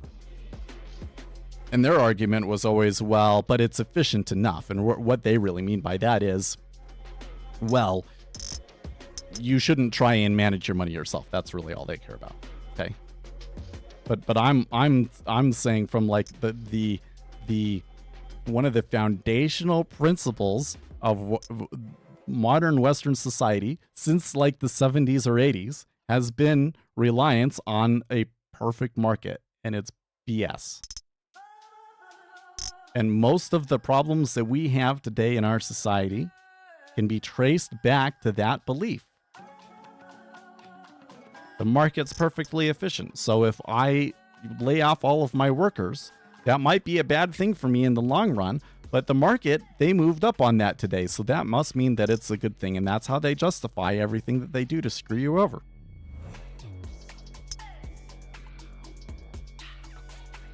Kind of sucks because like my Republican friends, they're still diehard on this. The market is perfectly efficient. You can see how they've, you know, they got the tech bros in there now. The tech bros are the strongest believer of this idea. Okay, right? They're gonna, it doesn't matter how much it's screwing you over. Market's perfectly efficient, so it must be the right thing. Meanwhile, over on the left, they kind of understand that that's kind of bullshit, but they think that that's why we just shouldn't have capitalism to begin with, which is nonsense. Capitalism is a necessary requirement for a free society, because all capitalism means is there's a free and open market, that we have like a stock exchange, etc., right? Without that, you don't have economic freedom, right? So it's not that the market is perfectly efficient, it's that that's a prerequisite for freedom, and freedom is a prerequisite for prosperity, right? So you have to have a market. You have to have a market. We just have to understand where the market works and where it doesn't, and make decisions based on what is best for us as a society, rather than what is best for the CEO of this company that holds all of the call options, right? And it's not until the left can give up on this whole let's get rid of capitalism side, and the right can give up on the making the market this infallible god, that we're ever going to fix any of the things that drive people nuts. It drives me nuts. I mean, maybe partially it's more acute to me because I'm between jobs. The tech market is just in like complete and utter recession. It's really, really rough. Everybody ignores it. And then meanwhile, it's like, man, so I've been playing Stardew Valley. so Stardew Valley is an interesting game. I kind of feel like maybe the guy that made Stardew Valley probably leans left a little bit. There's some of this stuff like, oh, we don't treat the homeless very nicely. Some of these ideas in there, right? But this game is insanely popular. It's like the 15th most popular game of all time, And it's something that is still like being actively developed and actively sold and all of this. So it may be like a top 5 of all time game, Stardew Valley. Why is that? Is it because what we all actually want to do is quit our day jobs and just go and live on a farm? There are some people out there doing that, right? Some of these trad wives and stuff out there, they go and start a farm. This doesn't appeal to me. I need internet. I need internet. I need electricity. No, I don't think that it's that the dream is to go and start a farm. I think the reason that people are attracted to these things is because the real dream is to be rewarded for your efforts. That's what's really going on. Everybody is grinding, working as hard as they can, and then feeling like they're not really getting a whole lot back out of it. That's what's really happening in our society today. So you go to TikTok and you find out, oh, if I post stuff on TikTok and then it goes viral and that's like a reward to you, right? And then it turns out that, well, that was just a temporary reward that they give you that doesn't actually provide lasting success for you. And they just randomly promoted your video to give everybody the impression that they can be successful with it. But then as time goes on, things get locked down. You don't have any success with it. Right? It was all a farce. And that's what happens with all social media, is that you come in social media, you have some success with it, you go viral, it brings some popularity, it brings some opportunities for you, and then the companies go, well, we can't allow people to actually have opportunities. We need to be making money from that. And so they clamp it down, and then you don't get anything from it. And so then the people don't have anywhere to turn to get that dopamine rise from putting the money, the work in and anticipating that there's going to be a reward from it, all of that. So what do they turn to? They turn to farming video games. Because in the farming video game, you actually get rewarded for what you do. You go, you play for a season, and you have a full winery, and you're making hundreds of thousands of dollars a year from that, right? That's the real dream. That tells you where our society has gone, where the problem is. People want to actually be rewarded for what they do. And what happens is companies instead say, no, we have to give that to the stockholders.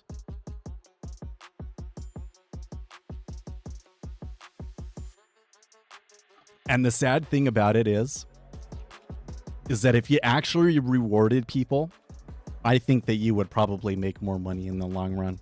What's happening is we are sacrificing the long run prosperity of everybody for short-term profits. And that's why I continue doing this. That's what, of course, I'm doing everything that I can to help you guys as retail traders to be more successful with your retail trading efforts. And, that's kind of like the primary audience. So we're kind of using that as a springboard. But the purpose of the channel has kind of shifted more towards trying to help people understand this. Market's not perfectly efficient and the problems and consequences with that. Unfortunately, the videos that I make about that particular subject don't do very well, so I don't know where we're taking it from here. But now I think that this year I would try and do more interviews like the interview that you'll see here in about 40 minutes. I want to do more interviews like that with professionals and, like real people that really have real credentials that you should be listening to. And we can talk about these particular subjects. And hopefully through, I guess we can call it the podcast. Hopefully through the podcast that message gets through. Can AI be dangerous for the trading industry? Can someone use them to trade better than us? The industry has been using AI to trade better than us since 2006. They've been using... So the thing that I think is so funny about AI, you got to understand that what is, let's not call it AI, okay? The innovation that has happened is large language models. We have created models that can return to us human speech essentially, and that we can interact with speech. We just ask it a question and it will give us answers out of it. Okay, that's the innovation. That's the LLM. So essentially it's machine learning models that duplicate intuition is what it is. And once you have intuition, that unlocks things like language, etc., etc. The thing that's kind of ironic about all of this is that because everybody is so obsessed with large language models and what you can do with at OpenAI, they are neglecting the more powerful applications of machine learning. Most businesses have some sort of process or problem to optimize that machine learning could help them come to an optimal decision point with that, or to, something you have to constantly adjust in a more efficient manner that could really seriously improve your business and make you more money, right? The problem is that you have to collect all the data, you have to do all of the training on the models and do all of these things. Whereas with the large language model, all you got to do is just ask it the question, right?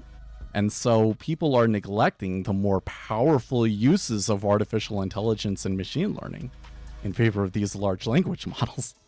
I still think that the large language models will get to a point where they don't really get much better. There's still some major limitations with them. So like, you talk about like, do we get to AGI? First of all, I think that their limit for like what is general intelligence is a little bit too low. But can I watch and interpret live data with it? So that's like a huge limitation of it right now. Because if I want to pass it all of my live information about, like, so I do site reliability engineering, can I pass it all of my metrics from all of my machines, and then it will watch the data and it notify me of aberrations and correlate, connections between the data and all of these, and help me debug things, so that I can, instead of, visiting everything, I just say, okay, this domain is down. Why do you think that is? And the LLM will use all of the data that it has to give me a theory. You can't do that because you can't really pass your own data into it like that very well. There's a limit to how much data you can put in it. Like, you can make your own AI and you can say, okay, here's some documentation.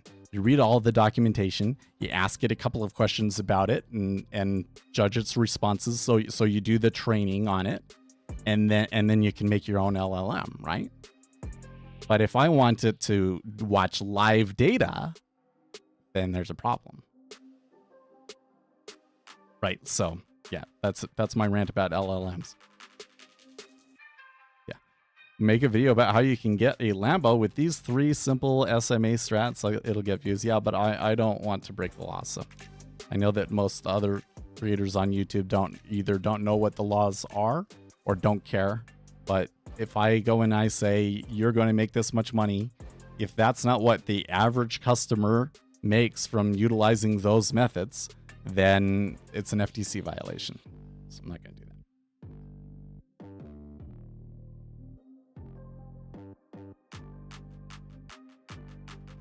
The way he trades, no one trades that way. And if you found a gold mine, you'll never tell anyone about it if it's the same a real trader. Yeah.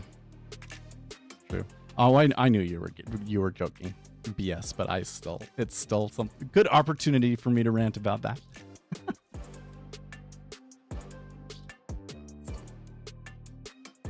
So anyways, in the financial space, they don't have these problems. They've been collecting all of the data and training creating their data pipelines now for decades.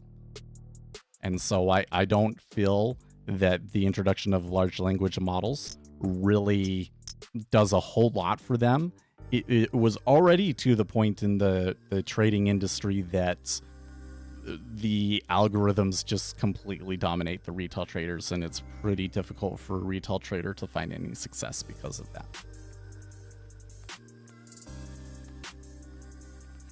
Okay, so there was finally a new low there in the treasuries, and it was a pretty significant, like some big clicks and big offers following it through when it broke.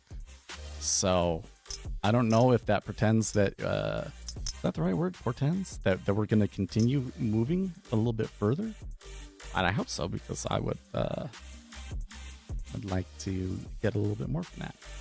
12 is the overnight low, so we probably want to keep an eye on it a little bit here. I'm still back to, shouldn't Degenerate Gambler 4 be taking trades? I might have a mistake in there that's preventing it from trading.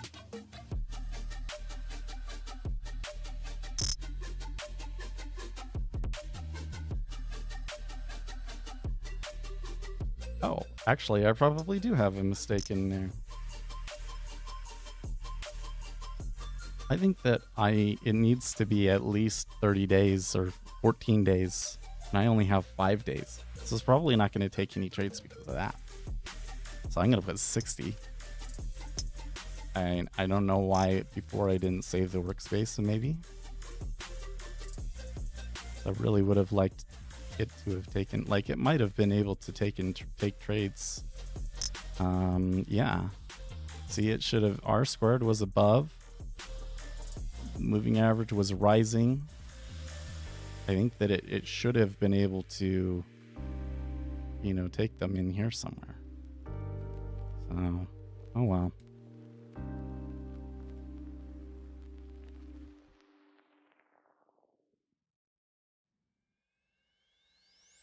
You know, the thing that I find so curious about day trading is that getting just to break even requires, it seems, so much effort and is so hard. And yet I can come in and I can just say, when the extended session starts, buy the S&P 500 futures, and then at the end of the session, sell it. And I would probably be making more money from that than any of the retail traders that are claiming profitability. I was thinking about that this morning because there was this thread on Reddit where somebody was saying, why does everybody keep saying, oh, well, we're in a bull market? Well, because just because you made money in the past year doesn't mean that your strategy has alpha. Your results are simply a function of the instrument that you're trading. And if you changed your strategy to a different instrument that wasn't going up, then you wouldn't make money. Probably.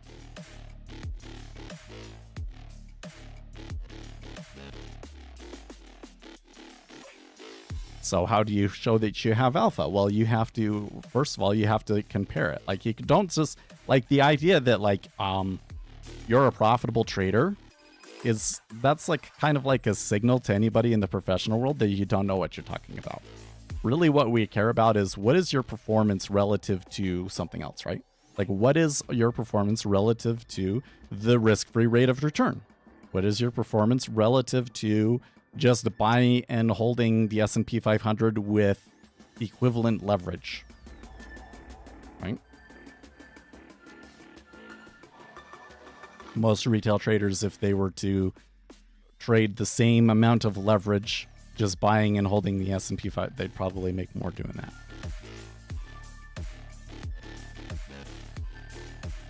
And you know, I think that a really good retail day trading strategy probably wouldn't make as much as buy and hold, but it should have like less severe drawdowns, right? So you should be able to go in and see that, like, okay, like I didn't make as much as if I bought and hold, but my max drawdown is significantly less. My Sharpe ratio is much higher.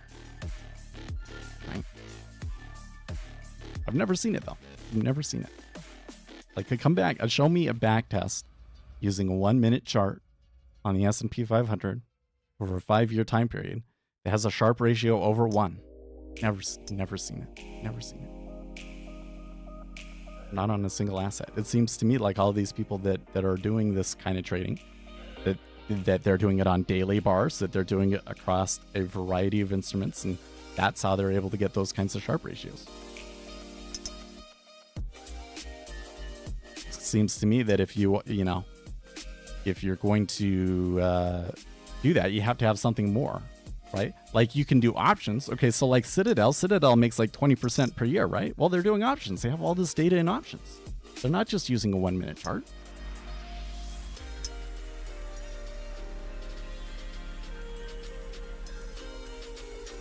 Buy and hold requires a pile of capital to start with, though. Well, I mean, you can get lucky, though. You know what? If you bought on the first day of 2024 and held it, I think that you would have survived. Yeah?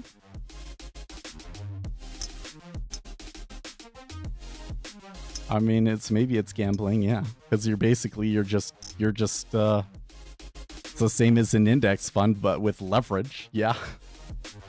And you just have to hope that the drawdown on the S&P 500 isn't more than the amount that your account can draw down. Yeah.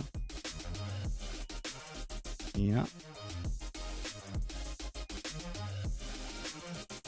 Still.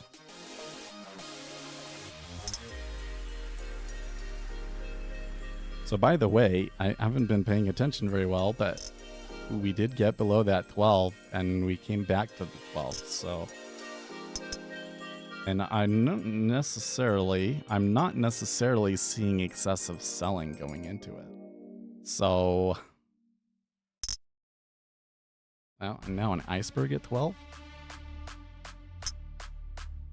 I may regret this, but I think that this is my stop.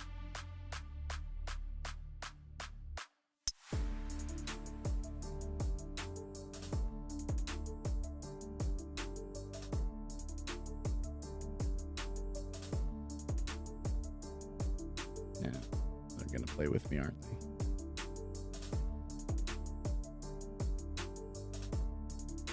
I think I'm ranting a little bit more today than usual because, we've been off of a break for such a long time.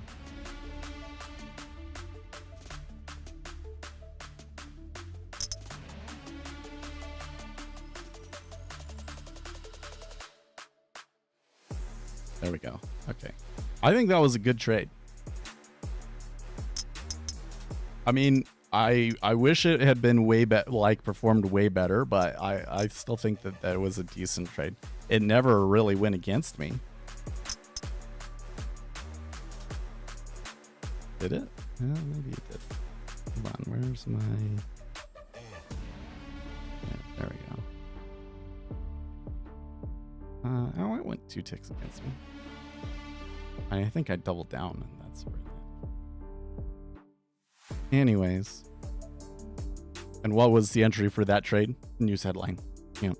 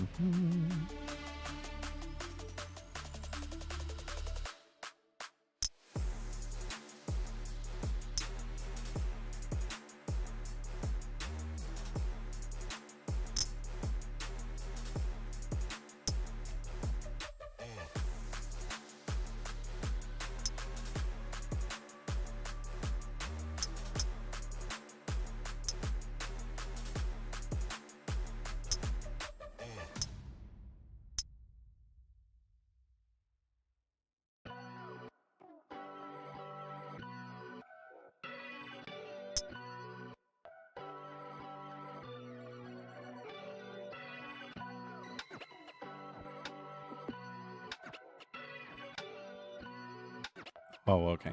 Our video editor was just telling me about the shorts that we were pulling out. I have to take a look at them. I think as long as there's subtitles, they don't need to be super fancy. So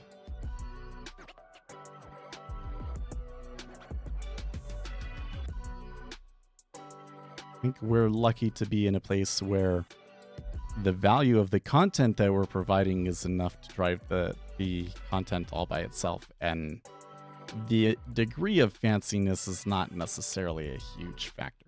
Now, for a video, like a larger video, that kind of matters, because it's like, do you really pull them in so that they watch it longer and longer? But when it's like only a minute, I think that if you have good content, that will, you know, the flashiness of the graphics doesn't help it that much.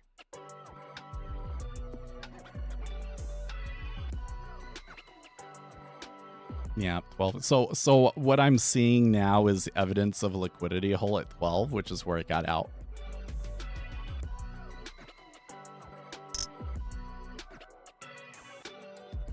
It may continue to go lower, but who knows how long that will take. I think that will probably be after I'm long gone. And I got lots of things I should be doing today, so... You know, we should have been doing Rust stuff. I wanted to be doing Rust stuff during the stream. Well, we can do it afterwards. Actually, afterwards, I should be doing the affiliate program setup. I did change the price of the indicator package, but I need to set up the affiliate thing.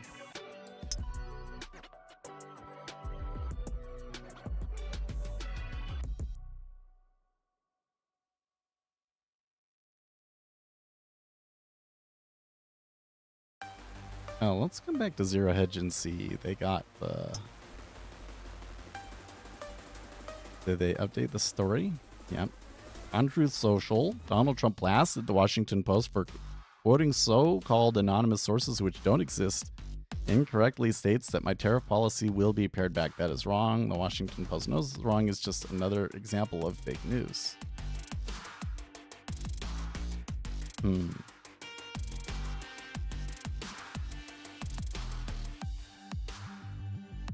It's really common, though, for Donald Trump to, like, throw out a trial balloon and then, like, not like it and then call it fake news. It doesn't make sense to me why he would be doing that in this kind of instance. Like, wouldn't you let it fly for a little bit longer, especially if the market is liking it? Maybe it was a hedge fund or something like that. Investigate Washington Post for market manipulation on behalf of hedge fund anonymous sources. In 1987, Washington Post made $2.3 million from deliberately publishing market-moving stories. The SEC investigated but sealed the records in 1992 due to national security concerns. Really? I didn't know that. They did not read... No. Well, no, they had anonymous sources. You know what I think happened? Actually, I think that there are 3 members of Donald Trump's economic team that together said, this is what we think we should do. And they put out the trial balloon and didn't tell Trump. That it was not like Trump sanctioned. That they're thinking... Well, we need to talk Donald down from this. It's not a good idea. But he is truly wedded to it.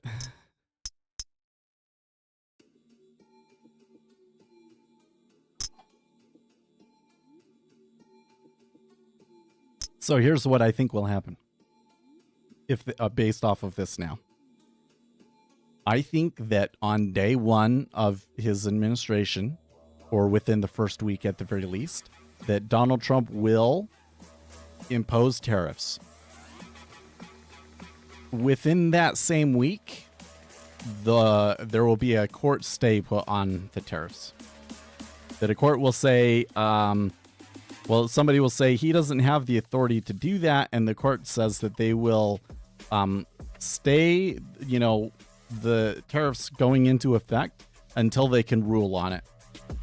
And then there will be this huge court battle that will linger on for over a year and cause all sorts of uncertainty in the markets about whether or not the proposed tariffs will go into effect.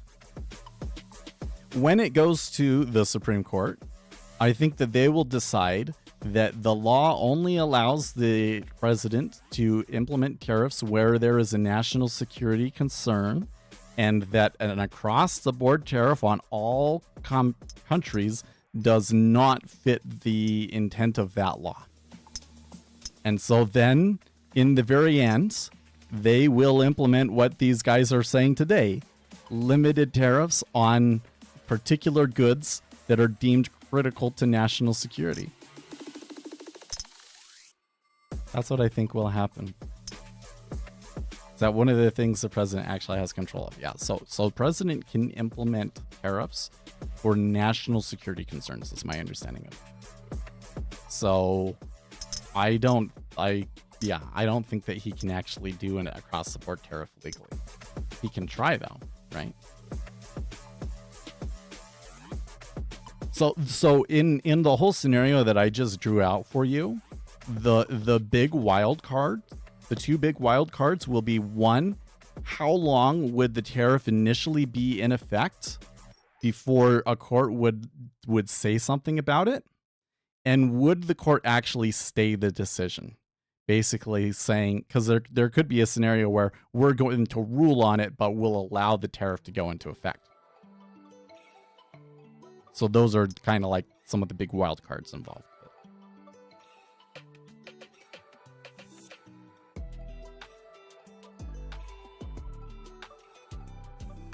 So far, I wish that it was more at like 11 instead of 12, but so far my decision to get out is panning out. So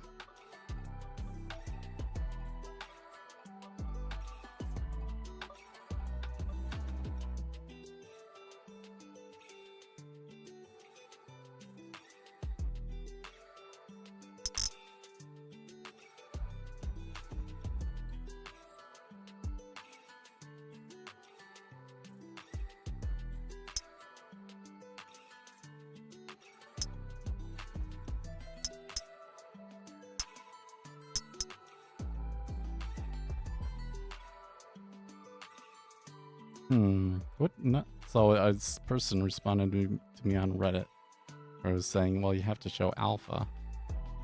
What do you mean by buy and hold in a day trading subreddit? I said it more than 10 times already. This is well, yeah, but you can still just say what is buy and hold, right?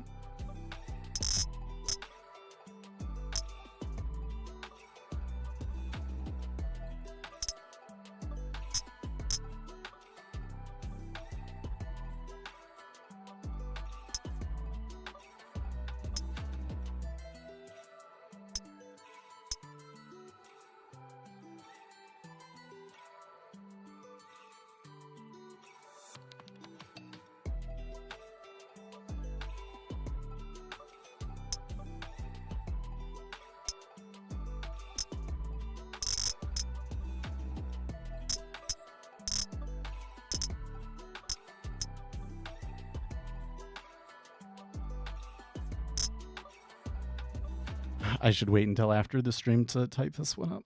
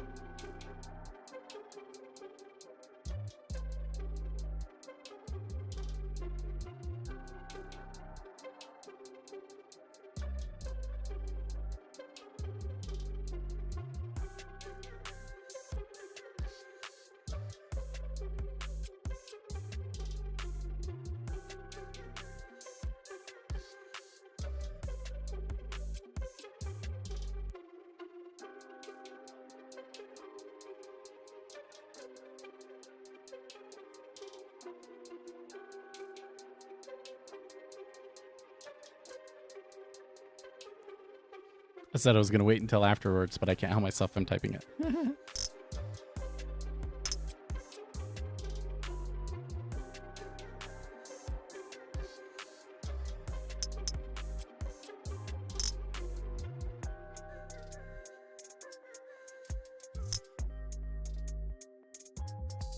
Let's see here.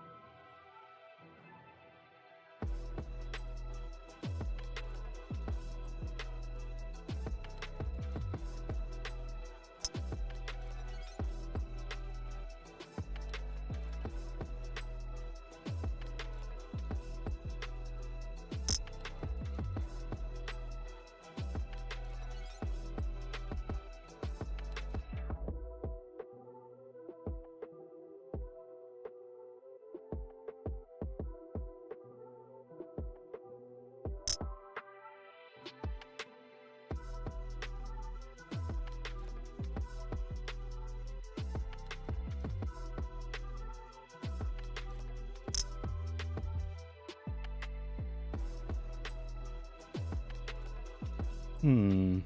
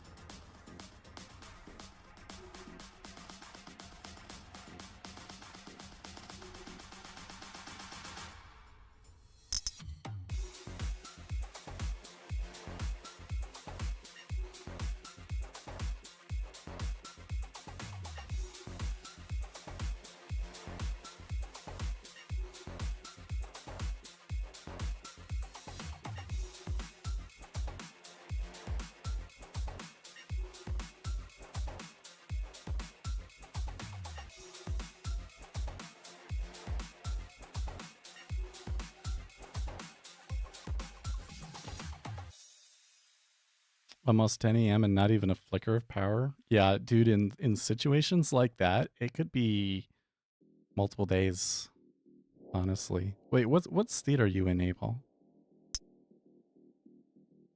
I remember when I have ice storm in Missouri, you know, it was like not until later in the day that we would get power back usually.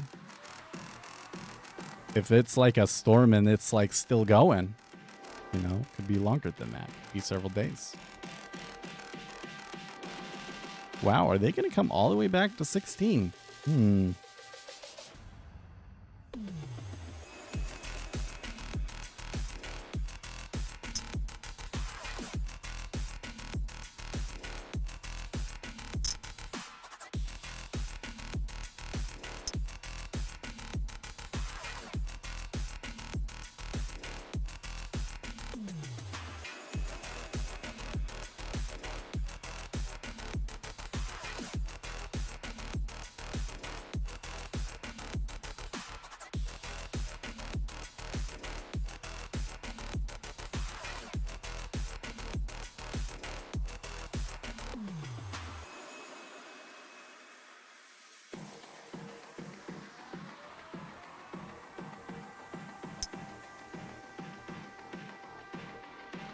You're in Illinois.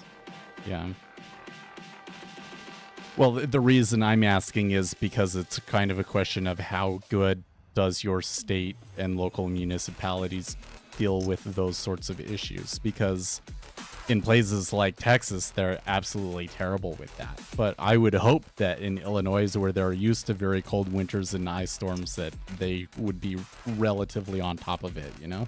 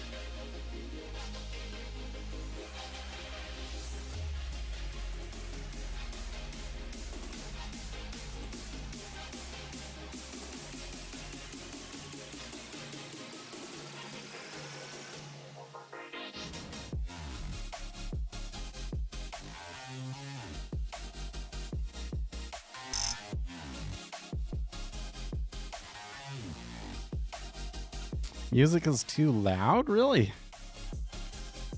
Okay. Oh, I didn't catch that it was Allie.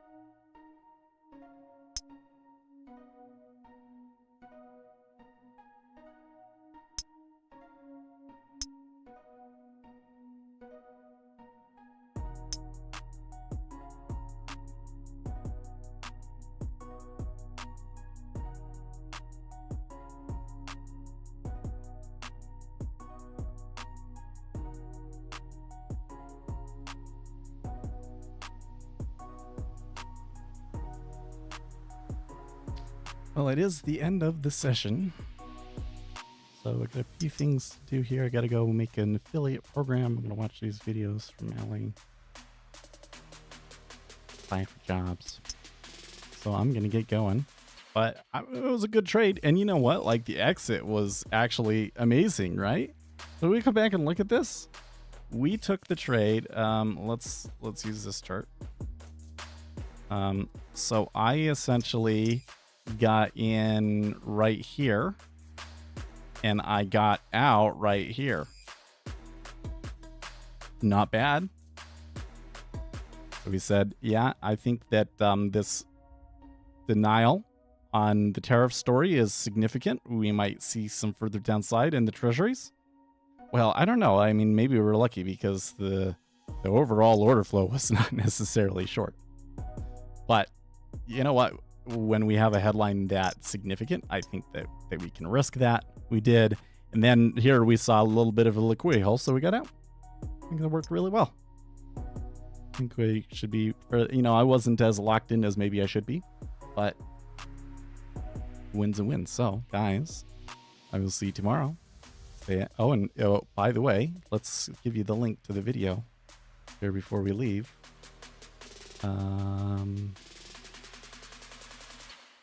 I guess I have to come out over here. Or can I just have it forward you? Hold on a second. Well, here's the shareable link. I think I can just make it forward you, though. Let's see if it'll let me do that. Customization. Redirect. Search your videos.